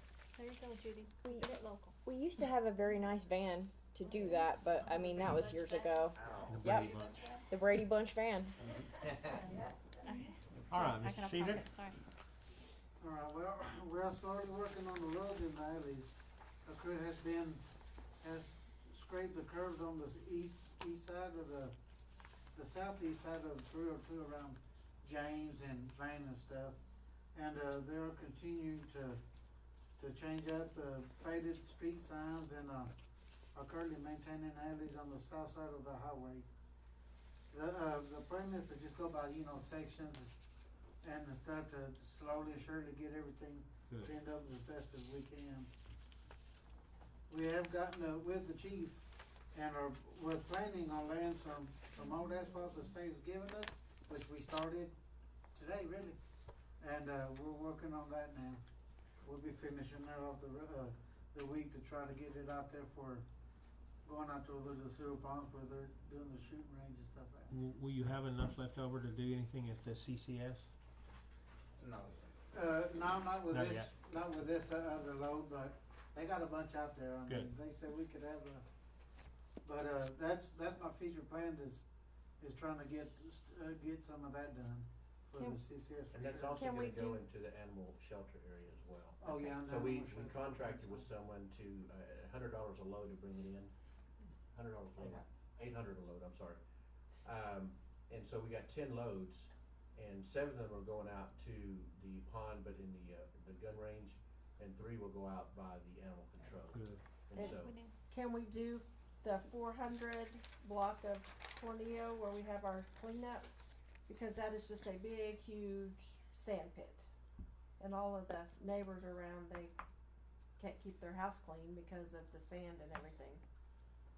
so we'd have to, yeah, and there's plenty out there, it's just a matter of contracting Okay. again, 'cause at $800 a load, they're bringing it in from Odessa. Yeah. Odessa. Well, put that on our wish list for 400 North But that'll be Tornillo. harder to clean up, you know, because they're When we gonna- go to pick up the trash and the Yes, brush sir. and, Well, I think somebody's dumped some stuff out there. Cause Yes. there's some stuff out in the middle of it. Well, We they go out already to them. picked it up. Oh, yeah, I did. I noticed it on Sunday, I think. yeah, without the asphalt, they're able to just scoop that stuff up and throw it in the dumpster, so it's kind of a catch-22. Caesar, you wanna continue? Yes, sir.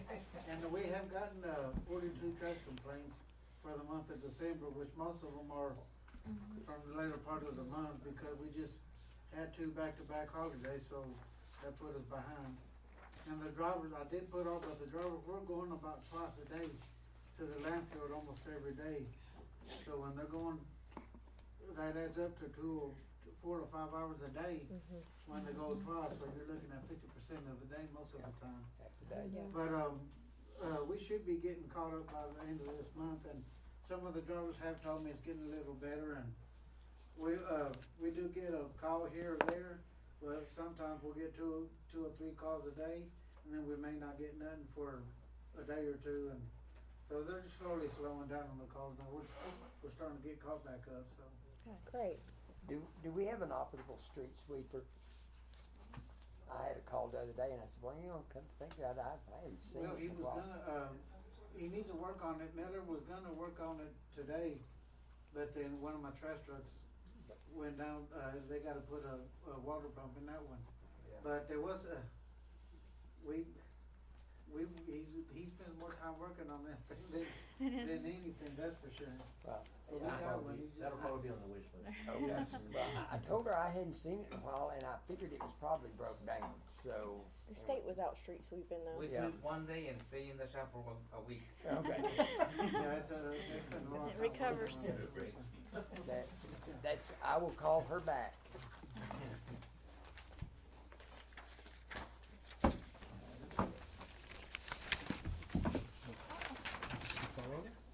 Oh, it's a phone.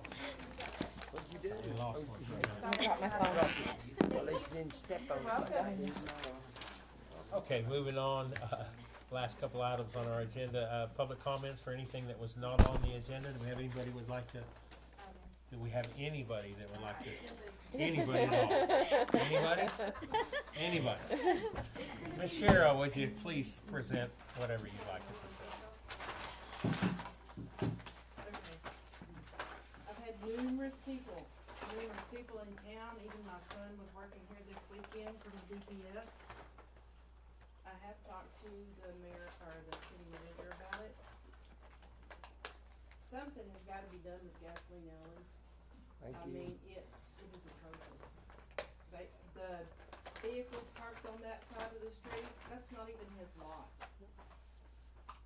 And it's just, I nearly got hit coming out of the laundry, dropping my laundry off. You can't even turn around Can't there turn because he's got all his junk and oil, everything out in nearly the middle of the street. I don't know why nothing's been done. I don't know if the code has gone out, but I mean, it's hideous looking. They spilled a barrel of oil or Yes, a bucket it's of an oil in the environmental driveway issue and too, washed it because down in the street. There's antifreeze, there's oil, there's all sorts of stuff. I mean, it's Did that hideous. lawyer from El Paso sell that property? No, to you? that's Scott Meyer. I have contacted him. I have put a letter into him. We have been in contact with him before, remember?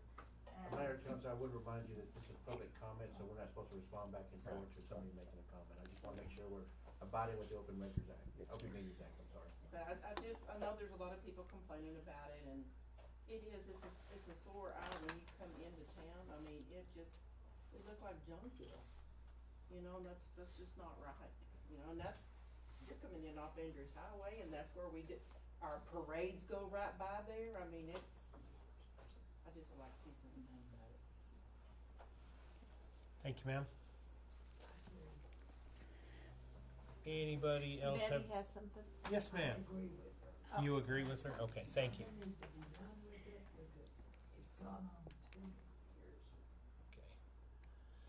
All right, any other public comments from anyone? Roy? Okay, number 12 is our second to last item. Is any items from council or city manager comments regarding anything public interest, birthdays, anything of that nature? Mr. Mike? We'll start with you and go around the table. Thank you. Mayor and Council, of course, I don't know if you noticed earlier this week we had a code spell. I want to give kudos to the water department. I tell you, they did yeoman's work out there in freezing temperatures. The first night that it hit, I think the temperature got down to about 20 degrees, but with the wind chill, they were sitting at about 6. But they were still in there. And it was actually, that's the point when you'd rather be in the water than out of the water. Because at least in the water, it's a little warmer. Because we had workers that would be doing stuff and then they'd put their hands in the water to kind of warm up because it was warm in the water. So I do want to give kudos to the water department, to Jose and his crew. They did a great job. But also, it helped me to identify some of the things that we need that I'll be pursuing in the near future, and I mean near future, like within the week. One thing I did notice when I was out there with them was that they need a a light plant. They need to have a floodlight system set up so they can work without having to hold flashlights or everybody, pull their pickup up so they can get some light in there. So Jose and I are gonna look at a light plant. I think he's got a call into Warren Cat, to try to get a price on that. Some of the things that I've noticed is, in previous positions, the water department that I would see would have water suits, which is one full body unit, so they would put their legs in, it's boots, zip up, they put their arms in, their gloves, and it's all one piece unit that fits up to their neck, so that when they're in the water, they're not getting wet, and it's kind of a thermal insulated type unit. So I'm gonna look at trying to get some, water suits, probably need maybe 2 or 3, that they would just simply keep in the trailer and not assign to anybody, but that way whoever gets in the water would be able to use it. The other things I've noticed is, which we'll be getting, are some thermal, kind of insulated type headgear, because it is code for, and then also just some thermal insulated type gloves. I think they've got the jackets that they need. We've got water boots for those that also that are in use, so they have those as well. But there's some other things that I noticed that we do need, in order for us to be able to make it more bearable when they're out there in that freezing cold. Of course, we're gonna get to, the summertime, where they're gonna be fighting to get into the water. But right now, I mean, it's cold, we have another cold spell coming in, I believe, tonight. So tomorrow, it's supposed to get up to about 40 degrees, and then drop down below, and we'll see the same thing on Saturday going into Sunday. So those are some of the things that I'm looking at. I will tell you that, thank you for Mayor Pro Tem Hayes for grabbing this, he was out there last night with us. Over here to the side, there's a piece of pipe. And you'll see that piece of pipe that was taken out of one of the hose that we have, which is basically, it's supposed to be a thick pipe, but when you look at the lining, it's very thin now. And everything's kind of seeped through on the other side, so if you get a chance, I'd love for you to go by and just take a look at it. That's what they pulled out in the process of digging out that pipe. So, Mayor Pro Tem may have a little more he wants to talk about, but that was very interesting when they pulled that out. It's disintegrated, but they figure it's 70 years old, almost 70 years old. So it's served its time. Yeah. And this is gonna start getting to be every winter. Yeah. When we have a bad cold, and that was at about 6 foot. So it wasn't this far below. It was deep. So that's metal? Yeah, that's the metal that came out. And wow. I went out, I got to see that. I'd never seen them use that chain. It looks like a giant bicycle chain they busted that with. Sounds like a gunshot when it goes off. But I'd never seen them use that type of a. We loved it too. Yeah. But it gives them a clean cut. It was amazing. And then once they cut on each side, and they hammer it, it'll eventually break. Then that's when they try and repair the pipe. And he also said that there's a deal called an alpha device that can be used on like if somebody knocks a fire hydrant off, they can put that thing on there and it'll shut the water off with 2 bolts, tightening up 2 bolts compared to having to remove 16 bolts. Wow. So there's some stuff out there, equipment out there that I think that we'll probably end up taking a look at in the future. But the immediate need is what I saw coming out of this last water, and that's part of what Jose and I will start working on. I can tell you that we had an quarterly employee meeting yesterday, where I recognized the water department for the work that they did. And so along that line, my plan is to have an employee quarterly meeting, and so that every quarter we'll get together, and I just simply want to provide the employees an update as to what's going on in the city. I found out through the course of my governmental work that when you tell somebody that you work for the city, then they want to know why the council voted the way they did. And the reality is that they don't know. And because they go to work and you see that they're not here in this meeting, so they don't know the votes that are taking place tonight. They'll come back to work again tomorrow and they'll do the work that they're good at doing. But the quarter meetings will provide an opportunity for me to tell them, let me tell you what's on the horizon, let me tell you what the kind of direction the council's going, let me tell you what we're doing. So I'll have that meeting quarterly. We had our first one yesterday. I'll also tell you that I will be in Austin next Wednesday. As you're aware, we received a $500,000 grant from the Texas Department of Agriculture, and it will be used to pave and also provide curb and gutters for Spruce Street from San Antonio all the way swing around to Waco. And so that that funding is available to us now, $500,000, but I have to go to a training class for 2 hours before they release the money. So they had a meeting last week, and it was coincided at the same exact time that we had our investment policy meeting here. So I missed the meeting in Midland, so because of that, I now have to travel to Austin to be able to do that. So I'll be doing that, once we get there, then they'll be able to release, that funding so we can start on that project to pay. Also on Monday, for those, I believe I sent you information on it, T2 is a part of fulfilling the contract commitment that they have with the council. They have leadership development training on Monday from 9 to 12, and also from 1:30 to 4:30. It's available and open to the council members to attend, as well as the executive team. And so, if you have not contacted me, I urge you to contact me, because Mike Wilson will be coming in on Sunday and having the training Monday. Right now, I've got 2 people on Monday morning, and I think 3 people Monday afternoon. And so, if you have not let me know, if you can attend, it'd be great. I can tell you this, it's not a requirement for council, it's a requirement for my executive staff, though, because I can do that. I can't make you go, but I can make them go. So they will pick out a time for them to go, but they'll be there as well. But it's for the executive team and also for the council. And that's gonna be Monday, Monday. okay?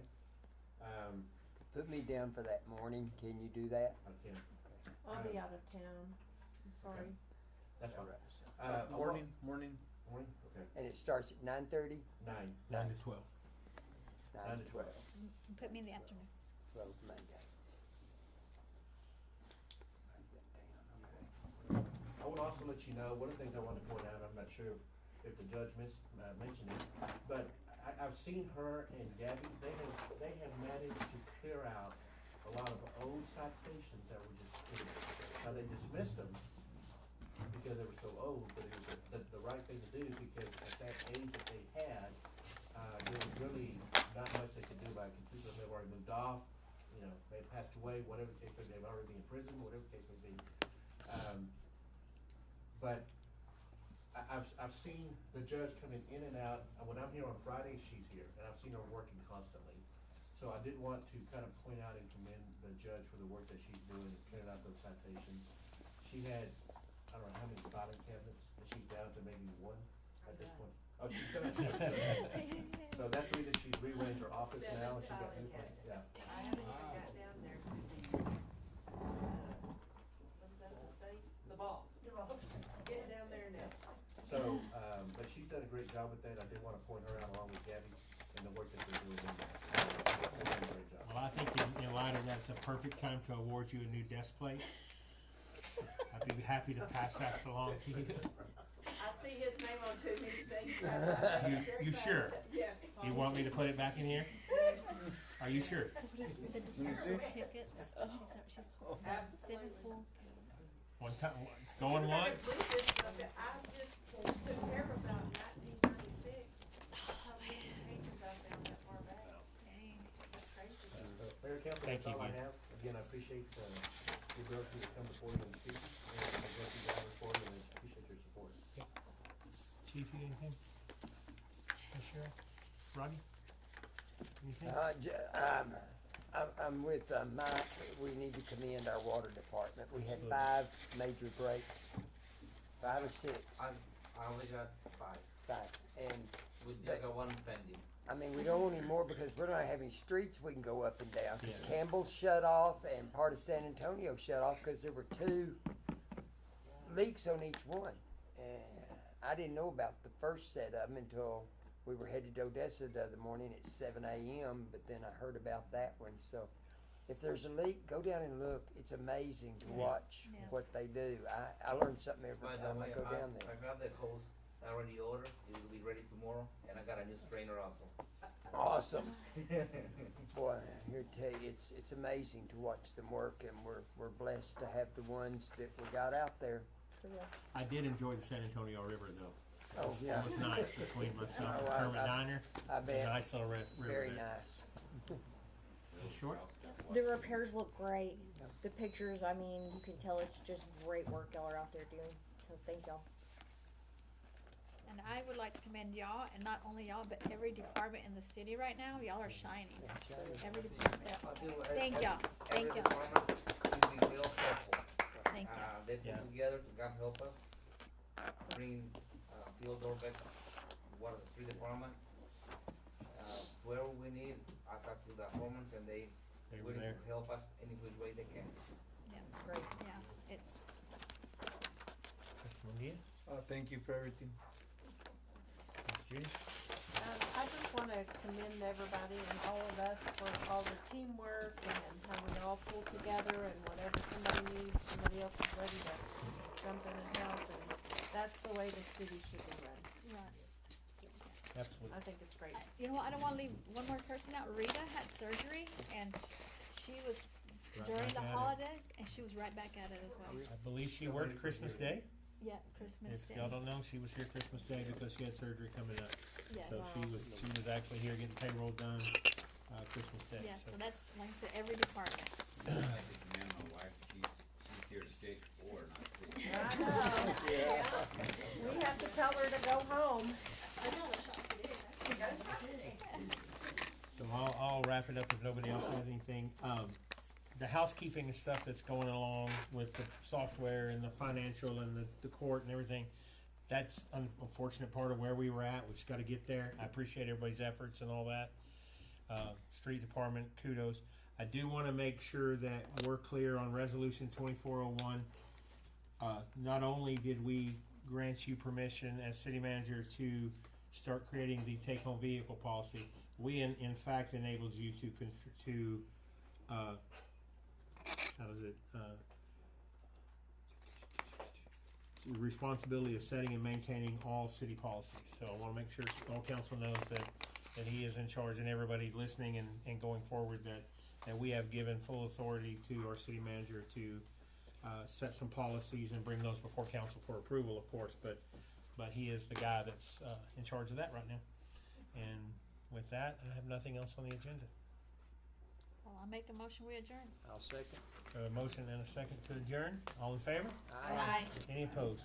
It's 9:06 p.m. Thank you all very, very, very, very much. Turn off your microphone.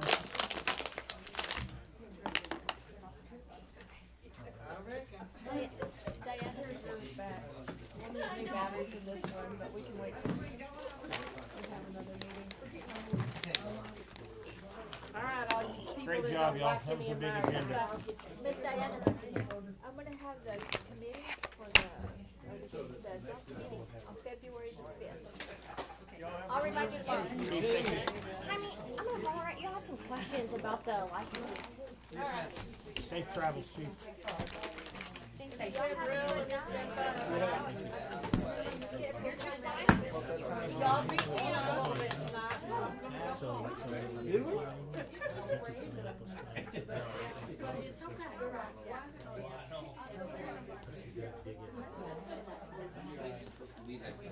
Shows you that comes smoke and mirrors were going on.